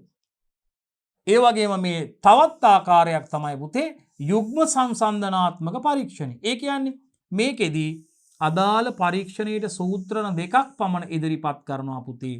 ලබන අතරේ එහි ගතිගුණ තමයි සංසන්දනාත්මකව ඇගීමකට ලක් කරන්නේ. ඒක සංසන්දනාත්මකව ඇගීමකට ලක්. අදාළ පරීක්ෂණයට සූත්‍රණ දෙකක් විතර ඉදිරිපත් කරලා මොකද කරන්නේ? මේ දෙකේ තියෙන ගතිගුණ මොකද කරන්නේ? කම්පයා කරලා සංසන්දනාත්මකව ඒවා ඇගීමකට ලක් කිරීමක් එතනදි සිදු කරන්නේ. තුන්වෙනි ආකාරය තමයි පුතේ විවේචනයේ පදනම් වූ පරීක්ෂණ. ඒ කියන්නේ මෙහිදී ආහාරයේ සුවිශේෂී ගුණාංග පමණක් ඇගීමට ලක් කරනු ලබනවා. අන්න බලන්න විවේචනයේ පදනම් වූ පරීක්ෂණවල මේකෙදී ආහාරයේ තියෙන සුවිශේෂිත ගුණාංග පමණක් විශේෂිත වූ ගුණාංග පමණක් ඇගීමකට ලක් කරනවා. රයිට්? මතක තියාගන්න. එහෙනම් හෙඩොනික් වර්ගයේ පරීක්ෂණ, යුග්ම සංසන්දනාත්මක පරීක්ෂණ සහ විවේචනයේ පදනම් වූ පරීක්ෂණ කියලා ආකාර තුනක් තියෙනවා පුතේ. ඒවා නම් ටික සහ ඒවායින් සිදු කරන ආකාරය පිළිබඳ ඔබ මතක තබා ගත යුතුයි. හරි උත්තර මං හිතන්නේ දුර පුතාලා මේ වෙනකොටත් ලියලා තියෙනවා. ප්‍රශ්න අංක 119ට යනවා පුතේ. අපි ආහාරයක ජීව කාලය යනු කොහොමද? අන්න පුතේ self life එක. අන්න ජීව කාලය පරීක්ෂා කිරීම සඳහා අපිට ආයු කාලය පරීක්ෂා කිරීම සඳහා ඍජු ක්‍රමය නේද පුතේ? ඒ වගේම අපි වක්‍ර ක්‍රමය භාවිතා කරනවා. වක්‍ර ක්‍රමයේදී ඔබට මතක ඇති අපි ආහාර නරක වීමට බලපාන සාධකයක් කෘතිමව සැපයුවා. සෙල්සියස් අංශක 40ත් 60ත් අතර උෂ්ණත්වයක් ලබා දීලා අපි ඉන්ද්‍රිය ගෝචරතා ලක්ෂණ වෙනස් වීම පිළිබඳව අධ්‍යයනය කරා. ඒ වගේම පුතේ නේද අපි මේකෙදි මොකද්ද ඍජු ක්‍රමයේදී නේද පුතේ ආහාරයක් අපි ඇසුරුම් කරණය කළා සුදුසු තත්ත්වයකට නේද පුතේ අපි සුදුසු ඇසුරුම් භාවිතා කරලා ඇසුරුම් කරලා අපි ආහාරයක් අපි ඒ අවශ්‍ය තත්ත්වයට ලබා දීලා අපි කියන සාමාන්‍ය පරිසර තත්ත්වයට දීලා අපි දින සති මාස ඒ ආකාරයට අපි ඒ ආහාර වර්ග දරුවෝ යනවා පරීක්ෂා කරලා බලනවා මේක මේ අපි අර කියන ලක්ෂණ නොවිනස්ව පවත්වා ගන්න පුළුවන් උපරිම කාලයක් අපි බලනවා පුතේ. ඒකයි අපි ආහාරයේ මේ ගුණාත්මක ලක්ෂණ විශේෂයෙන්ම ආහාරයේ අපි කියන මේ ඉන්ද්‍රිය ගෝචර ලක්ෂණ මෙනේ පුතේ අපි ආහාරයේ අපි පවත්වා ගන්න පුළුවන් ආහාරයට ගත හැකි ආකාරයෙන් පවත්වා ගන්න පුළුවන් උපරිම කාලය තමයි පුතේ මේ ආයු කාලය කියලා කියන්නේ self life එක කියලා කියන්නේ. right අපි බලමු මොකක්ද ආහාර ජීව කාලය කියන්නේ කියලා. ආහාර නිෂ්පාදනය කළ මොහොතේ සිට එය පරිභෝජනය කළ හැකි තත්ත්වේ නම් කිසිදු නරක වීමක් හෝ ආසාදන තත්ත්වයකින් තොරව පවත්වාගත හැකි උපරිම කාලය තමයි self life එක කියලා කියන්නේ. ආයු කාලය කියලා කියන්නේ. මොකද්ද පුතේ self life එක කියලා කියන්නේ? යම් කිසි ආහාරයක් නිෂ්පාදනය කළ මොහොතේ සිට එය පරිභෝජනය කළ හැකි තත්ත්වයේ එනම් කිසිදු නරක වීමකින් හෝ ආසාදන තත්ත්වයකින් තොරව පවත්වාගත හැකි උපරිම කාලය තමයි self life එක කියන්නේ. අපි දින සති මාස මේවා පරීක්ෂා කරලා බලනවා මේ වගේ වෙනස්කම් වර්ණයේ වෙනස්කම් ඒ වගේම වයනේ වෙනස්කම් නේද පුතේ පැහැයේ වෙනස්කම් අපිට මේවා පරීක්ෂා කරලා බලන්න පුළුවන්. මේ ආහාරයක් නිෂ්පාදනය කළ මොහොතේ ඉඳන් ඒ ආහාරය පරිභෝජනය කළ හැකි තත්ත්වයෙන් ආහාරයේ ප්‍රයෝජනයට ගත හැකි අනුභව කළ හැකි නැත්නම් ආහාරයට ගත හැකි තත්ත්වයෙන් ඒ කියන්නේ කිසිදු නරක වීමක් වූ ආසාදන තත්ත්වයකින් තොරව ආහාරය පවත්ව ගන්න පුළුවන් උපරිම කාලය තමයි ආයු කාලය කියන්නේ. right ආහාරයක ආයු කාලය ආහාරයේ අන්තර්ගත ද්‍රව්‍ය ingredients අඩංගු ද්‍රව්‍ය ඒ වගේම නිෂ්පාදන ක්‍රියාවලිය ඒ ආහාර ද්‍රව්‍ය ඇසුරුම් කිරීමට භාවිතා කරලා තියෙන ඇසුරුම් ද්‍රව්‍ය ඒ වගේම ෆයිනල් ප්‍රොඩක්ට් ස්ටෝරේජ් එක මේ අවසන් නිෂ්පාදනයේ ගබඩා කරලා තියෙන විදිය ගබඩා කරන තත්ත්ව ආදිය මත වෙනස් වෙනවා පුතේ. මොනවා මතද ආහාරයක self life එක නැත්නම් ආයු කාලය වෙනස් වෙන්නේ? ආහාරයක ආයු කාලය ආහාරී අන්තර්ගත ද්‍රව්‍ය අනුව අඩංගු ද්‍රව්‍ය අනුව ආයු කාලය වෙනස් වෙනවා. අඩු වැඩි වෙන්න පුළුවන්. ඒ වගේම ඒ ආහාර නිෂ්පාදනය සිදු කිරීම සඳහා යොදා ගන්නා නිෂ්පාදන ක්‍රියාවලිය අනුව ආහාරයේ ආයු කාලය වෙනස් වෙන්න පුළුවන්. ඒ වගේම පැකින් මැටීරියල් එක අනුව ඇසුරුම් ද්‍රව්‍ය අනුව සමහර ඇසුරුම් තියෙනවා ජලයට වායුන්ට ප්‍රතිරෝධී ඇසුරුම් තියෙනවා. සමහර ඇසුරුම් වලට ඒ කියන්නේ ශුද්ධ ජීවීන්ට ජලයට වායුන්ට වගේ ප්‍රතිරෝධී ඇසුරුම් තියෙනවා පුතේ. වායු රෝධක ඇසුරුම් තියෙනවා. සමහර ඇසුරුම් වල තුලින් ජලයට ඇතුළු වෙන්න පුළුවන්, වායුන්ට ඇතුළු වෙන්න පුළුවන්, ශුද්ධ ජීවීන්ට ඇතුළු වෙන්න පුළුවන්. ඒවා ඉක්මනින් නරක වෙනවා ඒ වුණේ ආහාර ද්‍රව්‍ය. right?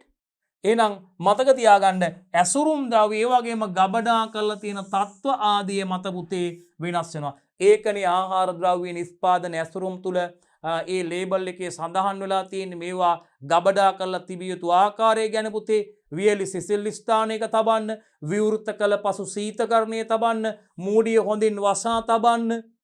එහෙම සඳහන් වෙනවනේ පුතේ ගබඩා කරලා තියන්න ඕන තත්ත්වත් පිළිබඳ. right? එහෙනම් ඒ ආහාරයේ ගබඩා කරලා තියෙන තත්ත්වය ආදිය මතත් පුතේ ආහාරයේ ආයු කාලය වෙනස් වෙනවා පුතේ. ඒ වගේම ආහාරයක ආයු කාලය ආහාර ඇසුරුමේ ඇති ලේබලයේ සටහන් කර දැක්වීම නෛතික අවශ්‍යතාවයක් පුතේ.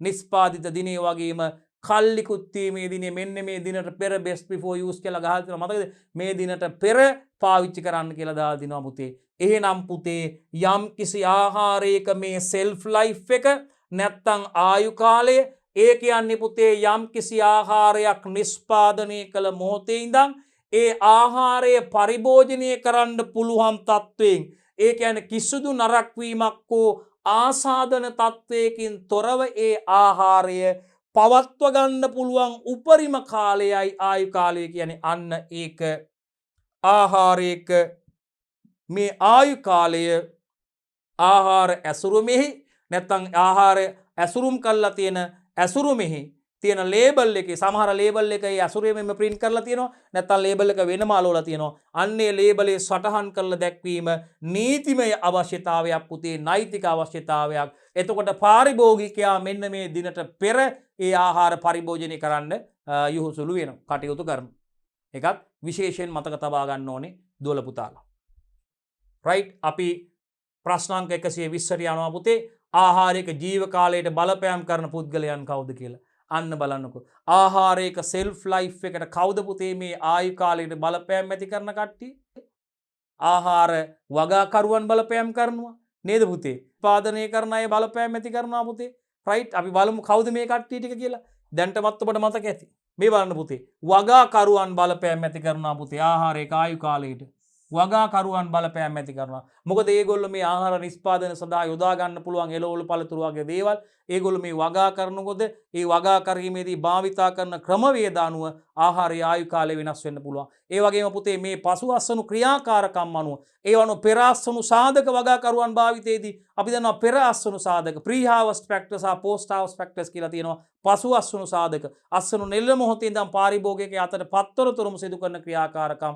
ඒ වගේම පෙර අස්සනු සාධක කියලා කියනවා අපි අස්සනු වගාශේෂ්ත්‍රයේ භෝග සංස්ථාපනය කරපු අවස්ථාවේ ඉඳන් අස්සනු නෙළන අවස්ථාව දක්වාම සිදු කරන ක්‍රියාකාරකම් වගේම අස්සනු නෙළන අවස්ථාවේ සිට පාරිභෝගිකයා අතර පත්වනතුරු සිදු කරන ක්‍රියාකාරකම් නිසා අස්වැන්නේ ප්‍රමාණාත්මක භාවයට වගේම ගුණාත්මක භාවයට පුතේ හානි සිදුවීම වෙන්න පුළුවන්. ඒ අනුව මේ ආහාරවල ආයු කාලය සඳහාත් ඒක බලපාන්න පුළුවන් ප්‍රධාන වශයෙන් අපිට ඒක කියන්න පුළුවන්. එහෙනම් වගාකරුවන් ඒකට වෙනවා, දායක වෙනවා ආයු කාලය සඳහා. ඒ වගේම නිෂ්පාදකයන් මේ අමුද්‍රව්‍ය සපය ගන්න නිෂ්පාදකයන් ඒ නිෂ්පාදන ක්‍රියාවලින් තුලදී පුතේ මේ ආහාරයේ ආයු කාලය වැඩි කර ගැනීම සහ ආයු කාලය අඩු කර ගැනීමට බලපාන සිද්ධීන් නිෂ්පාදකයන් තුලින් සිදු වෙන්න පුළුවන් පුතේ. ඒ වගේම අපි දන්නවා වෙනත් මේ උපකාරක සේවා සපයන්නන් ඉන්නවා පුතේ. ඒ කියන්නේ අපි දන්නවා සප්ලයර්ස්ලා වගේ කට්ටිය ඉන්නවා පුතේ අපිට.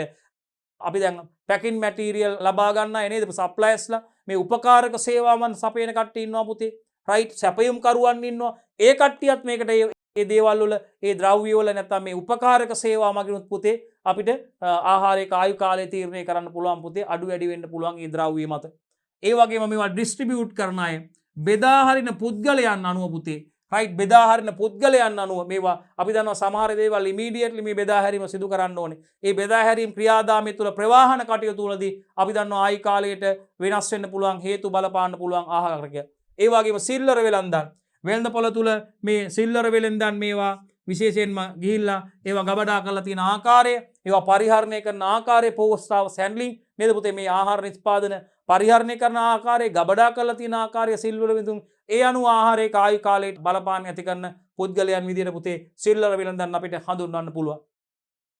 6 වෙනි එක පුතේ කස්ටමර්ස්ලා පාරිභෝගිකයන් මේ ආහාරය නිවසට අරන් ගිහිල්ලා මේ ආහාරය ස්ටෝර් කරලා තියෙන ආකාරය, ගබඩා කරලා තියෙන ආකාරය, ඒගොල්ලෝ පරිභෝජනය කරන ආකාරය අනුව පාරිභෝගිකයා මේක හැන්ඩල් කරන ආකාරය අනුවත් ඒකේ ආයු කාලය වෙනස් වීමට ඒක හේතුවක් වෙනවා. මෙන්න ආහාරයක ආයු කාලයට බලපෑම් ඇති කරන පුද්ගලයන් ටික පුතේ වගාකරුවන්, නිෂ්පාදකීන්, ඒ වගේම උපකාරක සේවා සපයන්නන්, ඒ වගේම දුවේ පුතේ සිල්ලර වෙළඳුන්, ඒ වගේම පාරිභෝගිකයන්, ඒ වගේම නිෂ්පාදකයන් ගැනත් අපිට කියන්න අවශ්‍ය වුණා නේද පුතේ. එහෙනම් එක වගාකරුවන්, දෙක නිෂ්පාදකයන්, උපකාරක සේවා සපයන්නන්, ඒ වගේම ඩිස්ට්‍රිබියුට් කරන අය මේවා බෙදා හරින්නන්, සිල්ලර වෙළඳුන් සහ පාරිභෝගිකයන් මගින් ආහාරයක ආයු කාලය සඳහා පුතේ බලපෑම් ඇති කරන පුද්ගලයන් විදිහට අපිට හඳුන්වා දෙන්න පුළුවන්. හොඳයි දුවේ පුතේ අපි විශේෂයෙන්ම ප්‍රශ්න මේ 9 වෙනි ඒකකයට අදාළව පුතේ ප්‍රශ්න 120ක් සාකච්ඡා කරලා අවසන්.